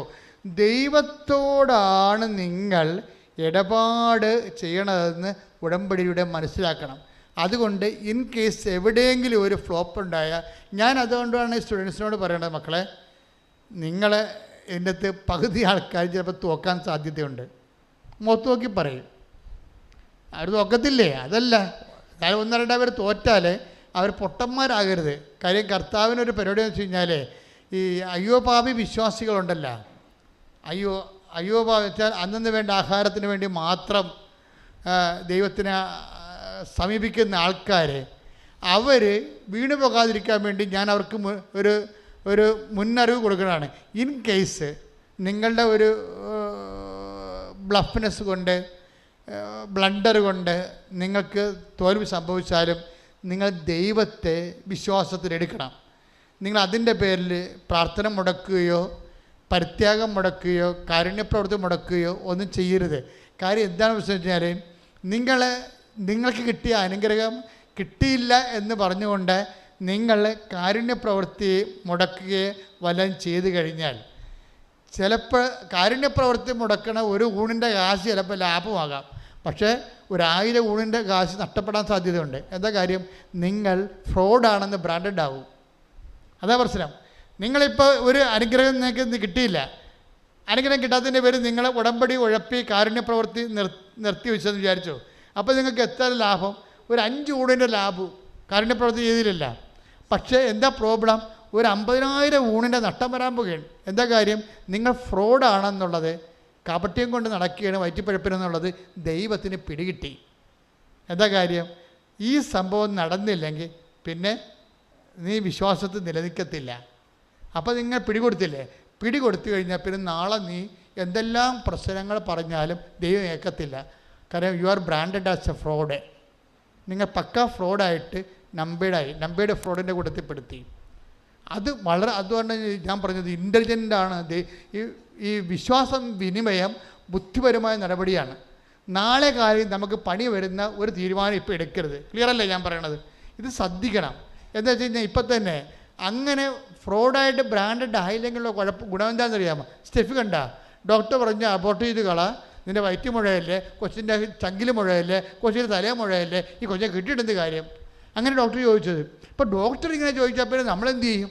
പക്ഷേ സ്റ്റെഫി പറയും, ഈ കൊച്ചിനെ കർത്താവ് എനിക്ക് തരും. അവളെന്താ ചെയ്തിരിക്കേണ്ടത്? അവൾ ഉടമ്പടി തൈലമെടുത്ത് വയറ്റേ പുരട്ടും. മരുന്നവിടെ തോറ്റില്ലേ? ഉടമ്പടി തൈലമെടുത്ത് വയറ്റേ പുരട്ടും. വയറ്റ് എല്ലാ ദിവസവും പുരട്ടും. ഉടമ്പടി തൈലം തീരുമ്പോൾ വന്ന് ഉടമ്പടി പുതുക്കിയിട്ട് വാങ്ങിച്ചുകൊണ്ട് പോയിട്ട് വിശ്വാസ പ്രമാണം ചൊല്ലി എല്ലാ ദിവസവും വയറ്റേ പുരട്ടും. വയറ്റ് ആ 2ാമത്തെ മാസം തൊട്ട് 10ാമത്തെ മാസം വരെ ഉടമ്പടി തൈലം വയറ്റേ പുരട്ടുകയാണ്. എത്ര കുപ്പി ഉടമ്പടി തൈലമുള്ള പുരട്ടി കാണാം. എന്നിട്ട് എന്താണ് അമ്മ ചെയ്തിരിക്കണത്? അമ്മ ഒരു ഓപ്പറേഷൻ ഇല്ലാതെ ഈസിയായിട്ട് കുഞ്ഞിനെ പ്രസവിച്ച് കൊടുക്കും. Price the Lord. Price the Lord. ഒരു മുഴയുമില്ല. അവളുടെ മുഴയും പോയി, കുഞ്ഞിൻ്റെ ചങ്കിലെ മുഴ പോയി, കുഞ്ഞിൻ്റെ തലയിലെ മുഴ പോയി, ഒരു മുഴയുമില്ല. നല്ല ഫ്രഷ് ആയിട്ടുള്ള കുട്ടി. Price the Lord. Hallelujah, hallelujah. അതാണ് പക്ഷേ സ്റ്റെഫിയുടെ ഗുണം എന്താണെന്ന് വെച്ച് കഴിഞ്ഞാൽ, സ്റ്റെഫി ഒരു ഫ്രോഡായിരുന്നെങ്കിലേ ഈ വിജയിക്കത്തില്ല. കാര്യം എന്താണ്? സ്റ്റെഫിയുടെ ഹിസ്റ്ററി ഉണ്ട്. നമുക്കെല്ലാവർക്കും ഒരു ഹിസ്റ്ററി ഉണ്ടല്ലോ. ഇപ്പം നിങ്ങൾ ഗൈനക്കോളജിസ്റ്റ് അടുത്ത് പോയി കഴിഞ്ഞാൽ, ഇപ്പം പ്രഗ്നൻ്റ് ആയിട്ട് ആയിരിക്കണ കാലത്ത് നമ്മളൊരു ഡോക്ടറെ കാണാൻ പോയി. ആ ഡോക്ടർ തന്നെ ചിലപ്പോൾ ഗൈനക്കും ആയിരിക്കും, ചിലപ്പോൾ പീഡിയാട്രിസ്റ്റും ആയിരിക്കും. ആ ഡോക്ടറിനെ തന്നെ നമ്മൾ കുഞ്ഞുള്ള കാലത്തെല്ലാം കണ്ട്, കുഞ്ഞിന് 6 വയസ്സുള്ളപ്പോൾ നമ്മുടെ എന്തുണ്ടാകും, ഒരു ഡയറി ഉണ്ടാവും അല്ലേ? ഇത്രയും വലിയ ഡയറിയും കൊണ്ടാണ് ചില ഒരു നടത്തുന്നത്. ആ കുഞ്ഞിന് വേണ്ടി പ്രഗ്നൻ്റ് ആയിരുന്ന ആദ്യത്തെ ആഴ്ച ടെസ്റ്റ് ചെയ്യണത് തൊട്ട് എടുത്ത ഡോക്ടർ പിന്നീട് ആ 6 വയസ്സാകുന്നവരെ എടുത്തിട്ടുള്ള അതായത് ഗൈനക്കിൽ നിന്ന് പീഡിയാട്രിസ്റ്റിലേക്ക് എത്തുമ്പോൾ നമുക്കൊരു 200 പേജിൻ്റെ നോട്ട് ബുക്ക് ഉണ്ടാകും ആ കൊച്ചിന് ചെയ്ത മരുന്നുകളെല്ലാം കൂടി അല്ലേ? അപ്പോൾ അതുപോലെ തന്നെ അതുപോലെ ഒരു കേസ് ഹിസ്റ്ററി ഉണ്ടാകും ദൈവത്തിൻ്റെ കയ്യിൽ. എന്താ കാര്യം? സ്റ്റെഫിക്ക് കുഴപ്പമില്ല, എല്ലാം ഓക്കെയാണ്. അവൾ ആദ്യം ഒരു വിശ്വസിച്ചിരുന്നു, ഇപ്പോഴും വിശ്വസിക്കുന്നു. അതിന് ഡോക്ടർ പറഞ്ഞാൽ ഏക്കത്തില്ല. എന്താ കാര്യം? ഞാൻ വിശ്വസിക്കണം എൻ്റെ ദൈവം, ഇനി അതാണ് എനിക്ക് തരാൻ ദൈവം തീരുമാനിച്ചെങ്കിൽ ദൈവത്തിൻ്റെ ഇഷ്ടം പോലെ നടക്കണമെന്ന് പറയും.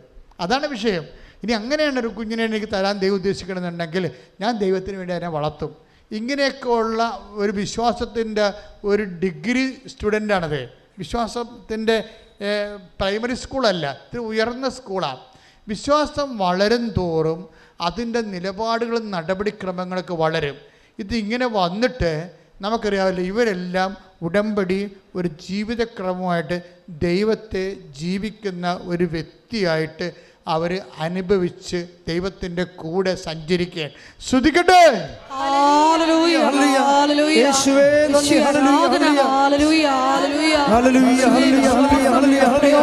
വരുത്തുവാനുള്ള വലിയ കൃപ ഈ ആരാധനയിലൂടെ ഞങ്ങൾക്ക് ഓരോരുത്തർക്കും നൽകണമേ.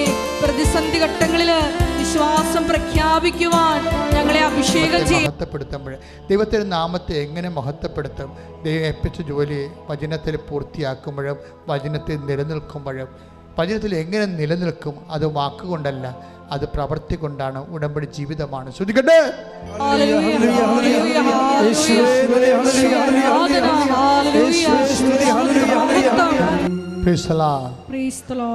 നമ്മളിപ്പോഴേ നമ്മുടെ ജീവിത അവസ്ഥകൾ ഇപ്പോൾ കർത്താവ് കാണിച്ചു തരുന്നത് സ്വകാര്യ ഭാഗം ക്യാൻസർ വന്നിരിക്കുന്ന വ്യക്തിയെ കാണിച്ചിരിക്കുകയാണ്.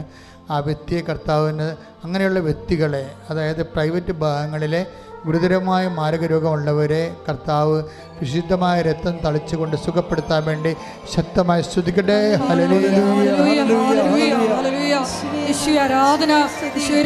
എൻ്റെ കർത്താവിൻ്റെ ഉന്നതമായ നാമത്തിൽ, സഭയുടെ അധികാരത്തിൽ, കുരിശിൻ്റെ അടയാളത്തിൽ, ദൈവത്തിൻ്റെ ശക്തിയാണ് സ്വകാര്യ ഭാഗങ്ങളിലുള്ള ക്യാൻസർ രോഗങ്ങളും മാരക രോഗങ്ങളും കർത്താവിൻ്റെ വിശുദ്ധമായ രക്തത്താൽ കഴുകിക്കൊണ്ട് ഈശോ പൂർണ്ണമായി അമ്മയുടെ മാധ്യസ്ഥത്തിൽ സൗഖ്യപ്പെടുത്തട്ടെ. ശ്രദ്ധിക്കട്ടെ.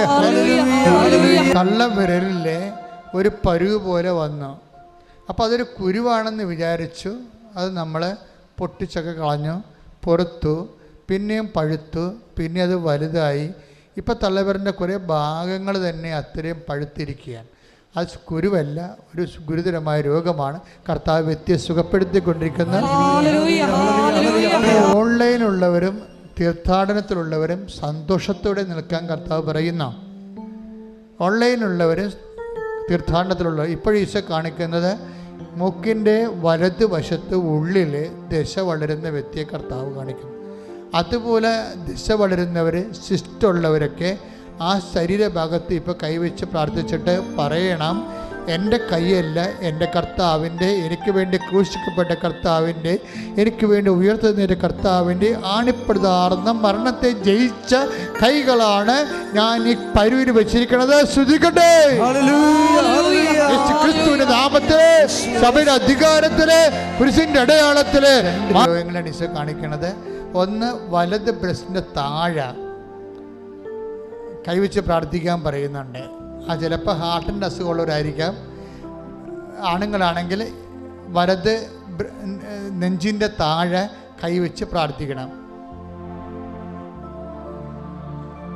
അതുപോലെ തന്നെ നമ്മുടെ ഈ സോറിയാസിസ് ഒക്കെ ഉണ്ടായിട്ട് തലയിലെ മുടിയെല്ലാം ഇങ്ങനെ തലയുടെ അകത്ത് ഈ പാടകളെ, മുടിച്ചുവട്ടിലെ തലയുടെ പാടകൾ പൊളിഞ്ഞിങ്ങനെ മലർന്നൊക്കെ ഇരിക്കുന്ന വിസർപ്പ രോഗികളെ കാണിക്കുന്നുണ്ട്. കർത്താവ് അച്ഛനോട് ചേർന്ന് പ്രാർത്ഥിക്കുക. കർത്താവേ, കർത്താവേ, അങ്ങയുടെ വിശുദ്ധ രക്തം സ്വർഗീയ ഔഷധം വിസർപ്പ രോഗികളുടെ മേൽ ഉച്ച മുതല് ഉള്ളംകാല് വരെ ദിവ്യ രക്തത്താൽ വിസർപ്പ രോഗികള്, ഹൃദയ രോഗികള് യേശുവിന്റെ നാമത്തില്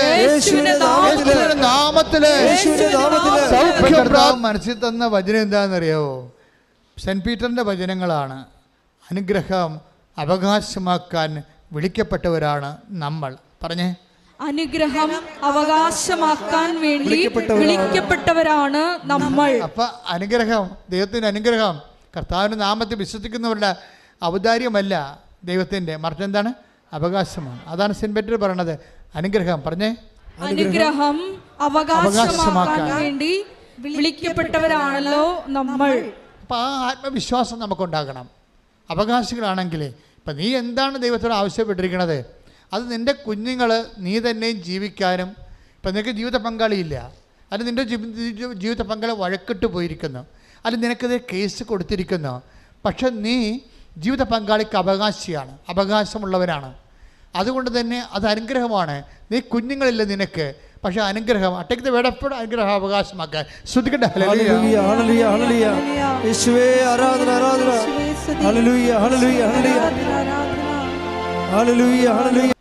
നിങ്ങൾക്കൊരു ബോധ്യമാണ് എന്താണ് പറഞ്ഞിരിക്കുന്നത്? അനുഗ്രഹം അവകാശമാക്കാൻ വേണ്ടി പിന്നെ വിളിക്കപ്പെട്ടവരാണല്ലോ നിങ്ങൾ. അപ്പോൾ നിങ്ങൾക്ക് വീടില്ല. ഇപ്പം ചില എൻ്റെ അടുത്ത് എഴുതി തരും, അച്ഛാ വീടുമില്ല സ്ഥലവുമില്ല. എന്താ അവരിങ്ങനെ ഇറങ്ങി എഴുതി തരണത്? എഴുതി വീടില്ല സ്ഥലവുമില്ല. ഞാൻ സന്തോഷത്തോട് ചിരിച്ചുകൊണ്ട് വാങ്ങിക്കും. എന്താ കാര്യം? ഇത് രണ്ടും അമ്മയുടെ കയ്യിലുണ്ടെന്ന് എനിക്കറിയാം. ഞാൻ അവളോട് പറയും, മര്യാദയ്ക്ക് ജീവിച്ചോ, കർത്താവിൻ്റെ വചനം ജീവിച്ചോ, സുവിശേഷം ജീവിച്ചോ, കർത്താവിന് വേണ്ടി നോക്കിപ്പാർത്തോ, അവൻ ഏത് സമയത്തും അനുഗ്രഹമായി വരും. കാര്യം നിനക്ക് അവകാശമുണ്ട്. നിനക്ക് അവകാശമുണ്ടാകാൻ വേണ്ടിയാണ് കർത്താവ് നിനക്ക് വേണ്ടി നിന്നെ വിലക്ക് വാങ്ങിയിരിക്കുന്നത്. അവൻ്റെ രക്തത്താൽ നിലയ്ക്ക് വിലക്ക് വാങ്ങിയവരാണ്. ഒന്ന് കുറേ സാറ് 20 എടുത്ത് ശ്രുതികട്ടെ. ഹല്ലേലൂയ ഹല്ലേലൂയ ഹല്ലേലൂയ യേശുവേ നന്ദി. ഹല്ലേലൂയ ഹല്ലേലൂയ യേശുവേ ആരാധന ആരാധന. 1 കൊരിന്തോസ് 6:20 നിങ്ങൾ വിലക്ക് വാങ്ങപ്പെട്ടവരാണ്. Price the Lord. നിങ്ങൾ വിലക്ക് വാങ്ങപ്പെട്ടവരാണ്. ഒന്ന് പറഞ്ഞേ, നിങ്ങൾ വിലക്ക് വാങ്ങപ്പെട്ടവരാണ്. ആര് വിലക്ക് വാങ്ങി? നമ്മളെ ക്രിസ്തു വിലക്ക് വാങ്ങി. എങ്ങനെ വിലക്ക് വാങ്ങി? നമ്മുടെ പാപത്തിന് അവൻ പരിഹാരം ചെയ്തുകൊണ്ട്. അതുകൊണ്ട് എന്താണ് പരിശുദ്ധാത്മാ പറയണത്? നമ്മൾക്ക് യേശുക്രിസ്തുവിനെ പോലും നമ്മുടെ വിലയായി കൊടുത്തുകൊണ്ടവൻ നമ്മൾക്ക് നമ്മുടെ സമാധാനത്തിന്, സന്തോഷത്തിന്, ജീവിതത്തിന്, നിലനിൽപ്പിന്, അതിജീവനത്തിന് വേണ്ടി ദൈവം ചെലവഴിച്ചത് എന്താണ്? പണമല്ല, അവൻ്റെ ഏകജാതനെയാണ്. ഏകജാതനെ നൽകാൻ തക്ക വിധം അത് ചെലവഴിക്കാൻ കാരണം എന്താണ്? ദൈവം അത്രമാത്രം നമ്മളെ സ്നേഹിച്ചു. ശ്രദ്ധിക്കട്ടെ. റോമ 8:32 സ്വപുത്രനെ പോലും ഒഴിവാക്കാതെ നമുക്കെല്ലാവർക്കും വേണ്ടി അവനെ ഏൽപ്പിച്ചു തന്നവൻ അവനോട് കൂടെ സമസ്തവും നമുക്ക് ദാനമായി നൽകാതിരിക്കുമോ? സമസ്തവും എന്നുവെച്ചാൽ ഒരു മനുഷ്യനീഹത്തിലും പരത്തിലുമുള്ള എല്ലാ വിഷയങ്ങളും എന്നതിൻ്റെ അർത്ഥം. അതുകൊണ്ടാണ് നിനക്ക് എന്തും ചോദിക്കാൻ ദൈവത്തോട്. നിൻ്റെ ആത്മീയ നന്മയ്ക്ക് ഉപകരിക്കുന്നത് കൂടി ആയിരിക്കണമെന്നേ ഉള്ളൂ. അല്ല, നിൻ്റെ ആത്മാവ് നഷ്ടപ്പെടുത്തി പോണ കാര്യം ദൈവത്തോട് ചോദിക്കരുത്. നിൻ്റെ ദൈവിക ജീവനെ നിലനിർത്തി പരിപോഷിപ്പിക്കാൻ ഉതകുന്ന എന്തും ദൈവത്തോട് ചോദിക്കാം. അതുകൊണ്ട് തന്നെയാണ് അതിൻ്റെ അകത്ത് ജോലിയും വീടും വിവാഹവും നിത്യജീവൻ വരെയുള്ള എല്ലാ വിഷയങ്ങളും ഉൾപ്പെടുന്നത്. ധൈര്യമായിട്ട് അത് നിൻ്റെ അവകാശമാണെന്ന ബോധത്തിൽ ചോദിക്കാൻ മക്കൾക്കടുത്ത വിശുദ്ധിയോടെയും സ്നേഹത്തോടെയും ചോദിക്കാം. ശ്രദ്ധിക്കട്ടെ. നാമത്തിന് കർത്താവേ, അങ്ങയുടെ മക്കൾ കണ്ണുനീരോടെ പ്രാർത്ഥിക്കണീശോ.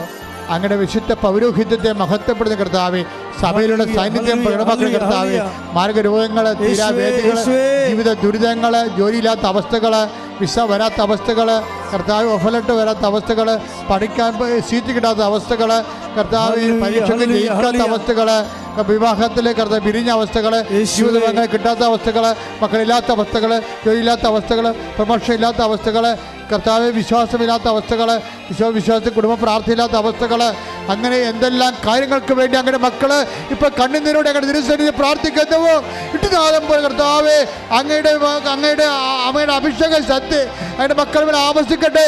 മാർഗരോഗങ്ങൾ, തീരാവേദികൾ, ദുരിതങ്ങൾ, തടസ്സങ്ങൾ യേശു ക്രിസ്തുവിന്റെ ഉന്നതമായ നാമത്തിൽ മാറിപ്പോകട്ടെ. മുട്ടനിക്കുക. വളരെ നിശബ്ദതയോടെ മൗനപ്രാർത്ഥനയുടെ സമയമാണ് ഇത്. വല്ലാത്തൊരു സമയമാണ്.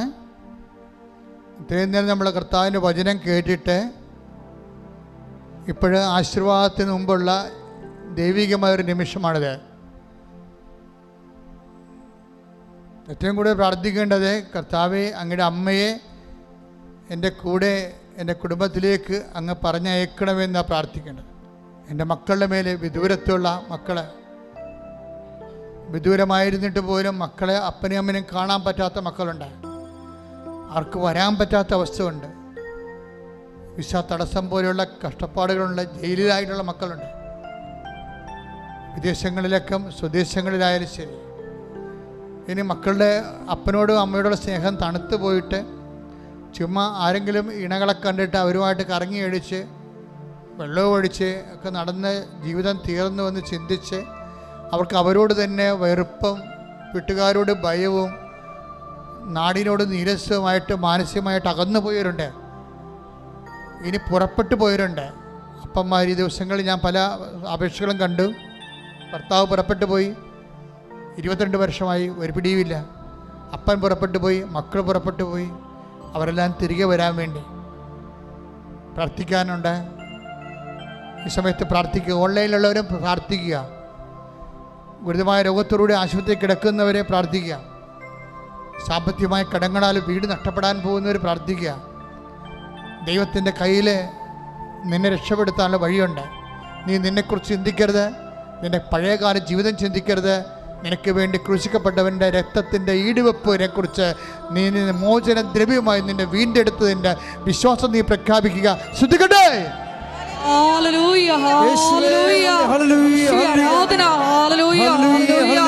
ആരാധനയിൽ വെളിപ്പെട്ട മേഖലകളിലെല്ലാം കർത്താവേ നിന്റെ ശക്തി പ്രകടമാക്കണമേ എന്ന് പ്രാർത്ഥിക്കുന്നു. മക്കളെ സാക്ഷികളാക്കി ഉയർത്തണമേ എന്ന് പ്രാർത്ഥിക്കുന്നു. ഹല്ലേലൂയ, ഹല്ലേലൂയ, ഹല്ലേലൂയ. മഹത്വം, മഹത്വം. ആരാധന, ആരാധന. നിരച്ച് പോയിരുന്ന ആമ പെട്ടെന്ന് എന്തോ വന്ന് തട്ടിയതിന് നേരെ മലർത്തിയിട്ട് ഇനി അതിന് പോകാൻ പറ്റത്തില്ല. ഇനി അതിനെ ആരെങ്കിലും എടുത്തുകൊണ്ട് പോകണം. കാര്യം ഇതിൻ്റെ സ്ലോയാണത്. ഇനി അതിന് വല്ല വെള്ളത്തിലും കൊണ്ടേ വെക്കും. കർത്താവിൻ്റെ വചനമായത് കാരണം ആ ആമയെപ്പോലെ നിരച്ച് വരുന്ന വിഷയം ഇനി എടുത്തുകൊണ്ട് പോകുന്ന പോലെ സ്പീഡായിട്ട് നിൻ്റെ ജീവിതത്തിൽ സംഭവിക്കുന്നുള്ള സൂചനയാണ് എൻ്റെ മനസ്സിൽ കർത്താവ് പറയാൻ വേണ്ടി ആന്തരിക പ്രേരണ ലഭിക്കണത്. ഏറ്റവും സ്ലോ ആയിട്ടുള്ളത്. അതേ രീതിയിൽ പോകാനാണെങ്കിൽ അങ്ങനെ പോകാൻ പറ്റത്തുള്ളൂ. ഇപ്പോൾ ഒരു മുറുക്കാൻ കടയിൽ വിട്ട് 3 കുഞ്ഞുങ്ങളെ പോറ്റാൻ നിനക്ക് ഒരിക്കലും പറ്റത്തില്ല, ആൾ കച്ചവടം ഇല്ലെങ്കിൽ. അപ്പോൾ തീർച്ചയായിട്ടും വരുമാനത്തിൻ്റെ മാർഗം മാറണം. അങ്ങനെ തുച്ഛമായ വരുമാനം കൊണ്ട് ജീവിക്കാൻ പറ്റാത്ത ഒരു അവസ്ഥ ഉണ്ടെങ്കിൽ അവർ കൈ ഓൺലൈനായാലും ഇവിടെയായാലും കൈ ഉയർത്തിക്കൊണ്ട് അമ്മയുടെ മധ്യസ്ഥത്തിൽ ഈശോയുടെ സ്തുതിക്കട്ടെ. ഹല്ലേലൂയ, ഹല്ലേലൂയ, ഹല്ലേലൂയ. യേശുവേ ആരാധന, യേശുവേ ആരാധനയിൽ പങ്കെടുത്ത് വരുമാന മാർഗങ്ങളെ ചേഞ്ച് ചെയ്ത് കൊടുക്കണമെന്ന് പ്രാർത്ഥിക്കുന്ന അവിടെ കഴിവത്രേ ഉള്ളതെന്നുണ്ട് കർത്താവെ. അതിനെ അതിലംഘിക്കാനുള്ള പുതിയ മാർഗങ്ങളെ കർത്താവെ അവരെ ചാരുകീറി കൊടുക്കണമെന്ന് പ്രാർത്ഥിക്കുന്ന ദൈവത്തിൻ്റെ കരുണ ആ കുടുംബത്തിൻ്റെ മേലെ, മക്കളുടെ മേലെ കർത്താവെ, ഓരോ മക്കളുടെ മനസ്സുകളെ കർത്താവെ അവരുടെ ജീവിതത്തെ ക്രമീകരിക്കപ്പെടാൻ വേണ്ടി സഹായിക്കാൻ വേണ്ടി മനസ്സൊരുക്കണമെന്ന് പ്രാർത്ഥിക്കുന്നത്. ശ്രദ്ധിക്കട്ടെ.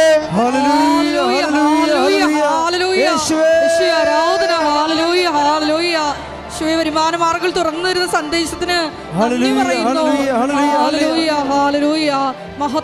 വീണ്ടും മൗനമായി പ്രാർത്ഥിക്കട്ടെ. ശരീരത്തിൽ ശിശു വളരുന്നവരെ അവിടെയെല്ലാം കൈകൾ വെച്ചുകൊണ്ട് മനസ്സ് വിശ്വാസപ്രമാണം ചൊല്ലിക്കൊണ്ടിരിക്കേണ്ടതാണ്. ഞരമ്പ് ബ്ലോക്കായിരിക്കുന്നവരെ, സ്ട്രോക്കിൽ ശിരസ്സോ ഹൃദയമോ ബ്ലോക്കാകുന്നവരെ, കാല് മരവിക്കുന്നവരെ,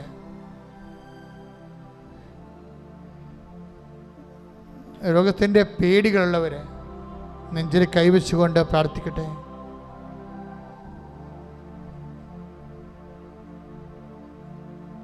തർക്കപ്പുരയിടക്കാരെ പ്രാർത്ഥിക്കട്ടെ.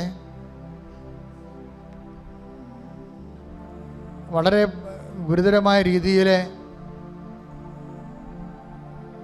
വാശിപ്പുറം നിങ്ങളെ സഹായിക്കാൻ കഴിയുമായിരുന്നിട്ടും അതുകൊണ്ട് അവർക്ക് സഹായിച്ചുകൊണ്ട് അവർക്ക് നഷ്ടമൊന്നും ഇല്ലെങ്കിൽ പോലും മനഃപൂർവ്വം സഹായിക്കാതെയും വഴിതരാതെയും തടഞ്ഞും ഒക്കെ നിങ്ങളെ പൊറുതി മുട്ടിച്ച് ശ്വാസം മുട്ടുന്നവരെ സമർപ്പിച്ചുകൊണ്ട് പ്രാർത്ഥിക്കട്ടെ. നാവിനെ കർത്താവ് കാണിച്ചു തരുന്നുണ്ട്. തളർന്നു പോയ ഒരു നാവ്, ഇനി സംസാരിക്കാൻ വാക്കില്ല, സംസാരിച്ചിട്ട് കാര്യവുമില്ല, ഇനി ഞാൻ സംസാരിച്ചത് നിർത്തി എന്ന് പറഞ്ഞിട്ട് നാക്ക് അകത്തിട്ട് തളർന്ന് കിടക്കുന്ന നാവ്, ഇനി കർത്താവ് നിനക്ക് വേണ്ടി സംസാരിക്കുമെന്ന് പരിശുദ്ധാത്മാ പറയുന്നു. ശ്രദ്ധിക്കട്ടെ.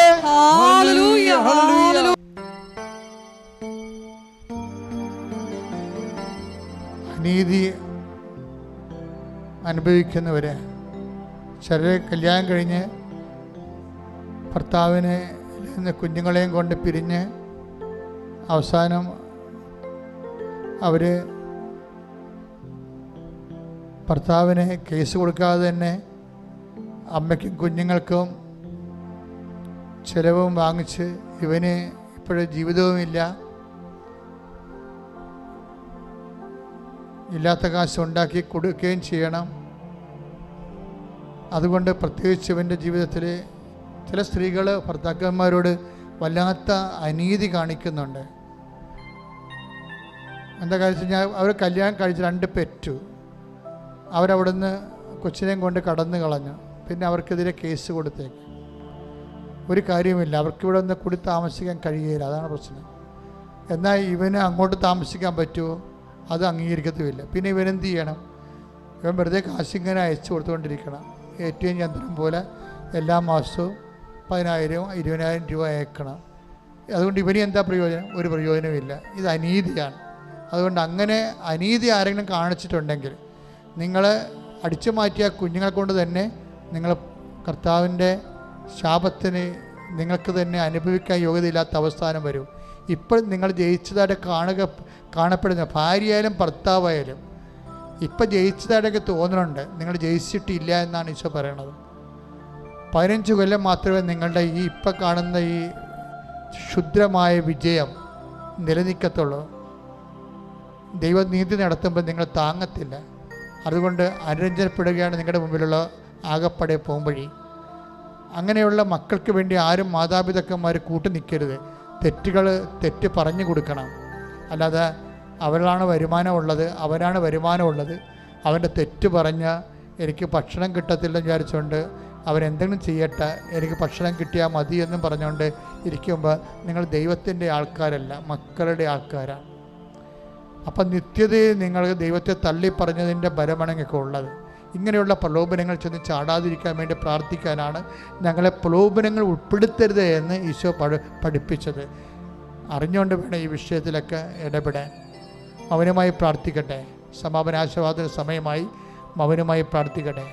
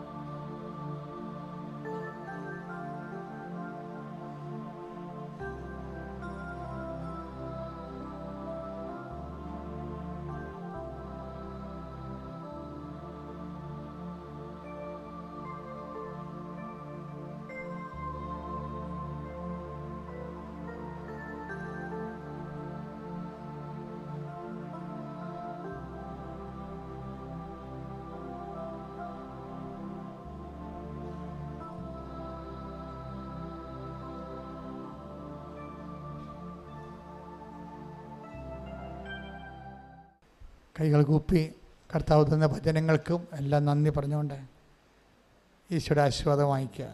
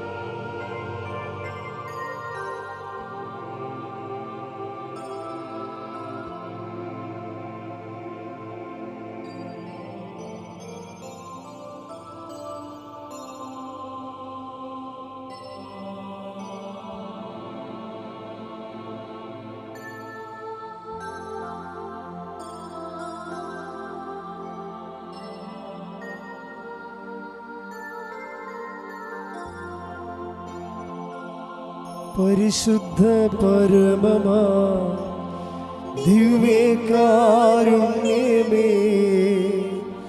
എന്നുമെന്നും അങ്ങേയ്ക്കാരാധന.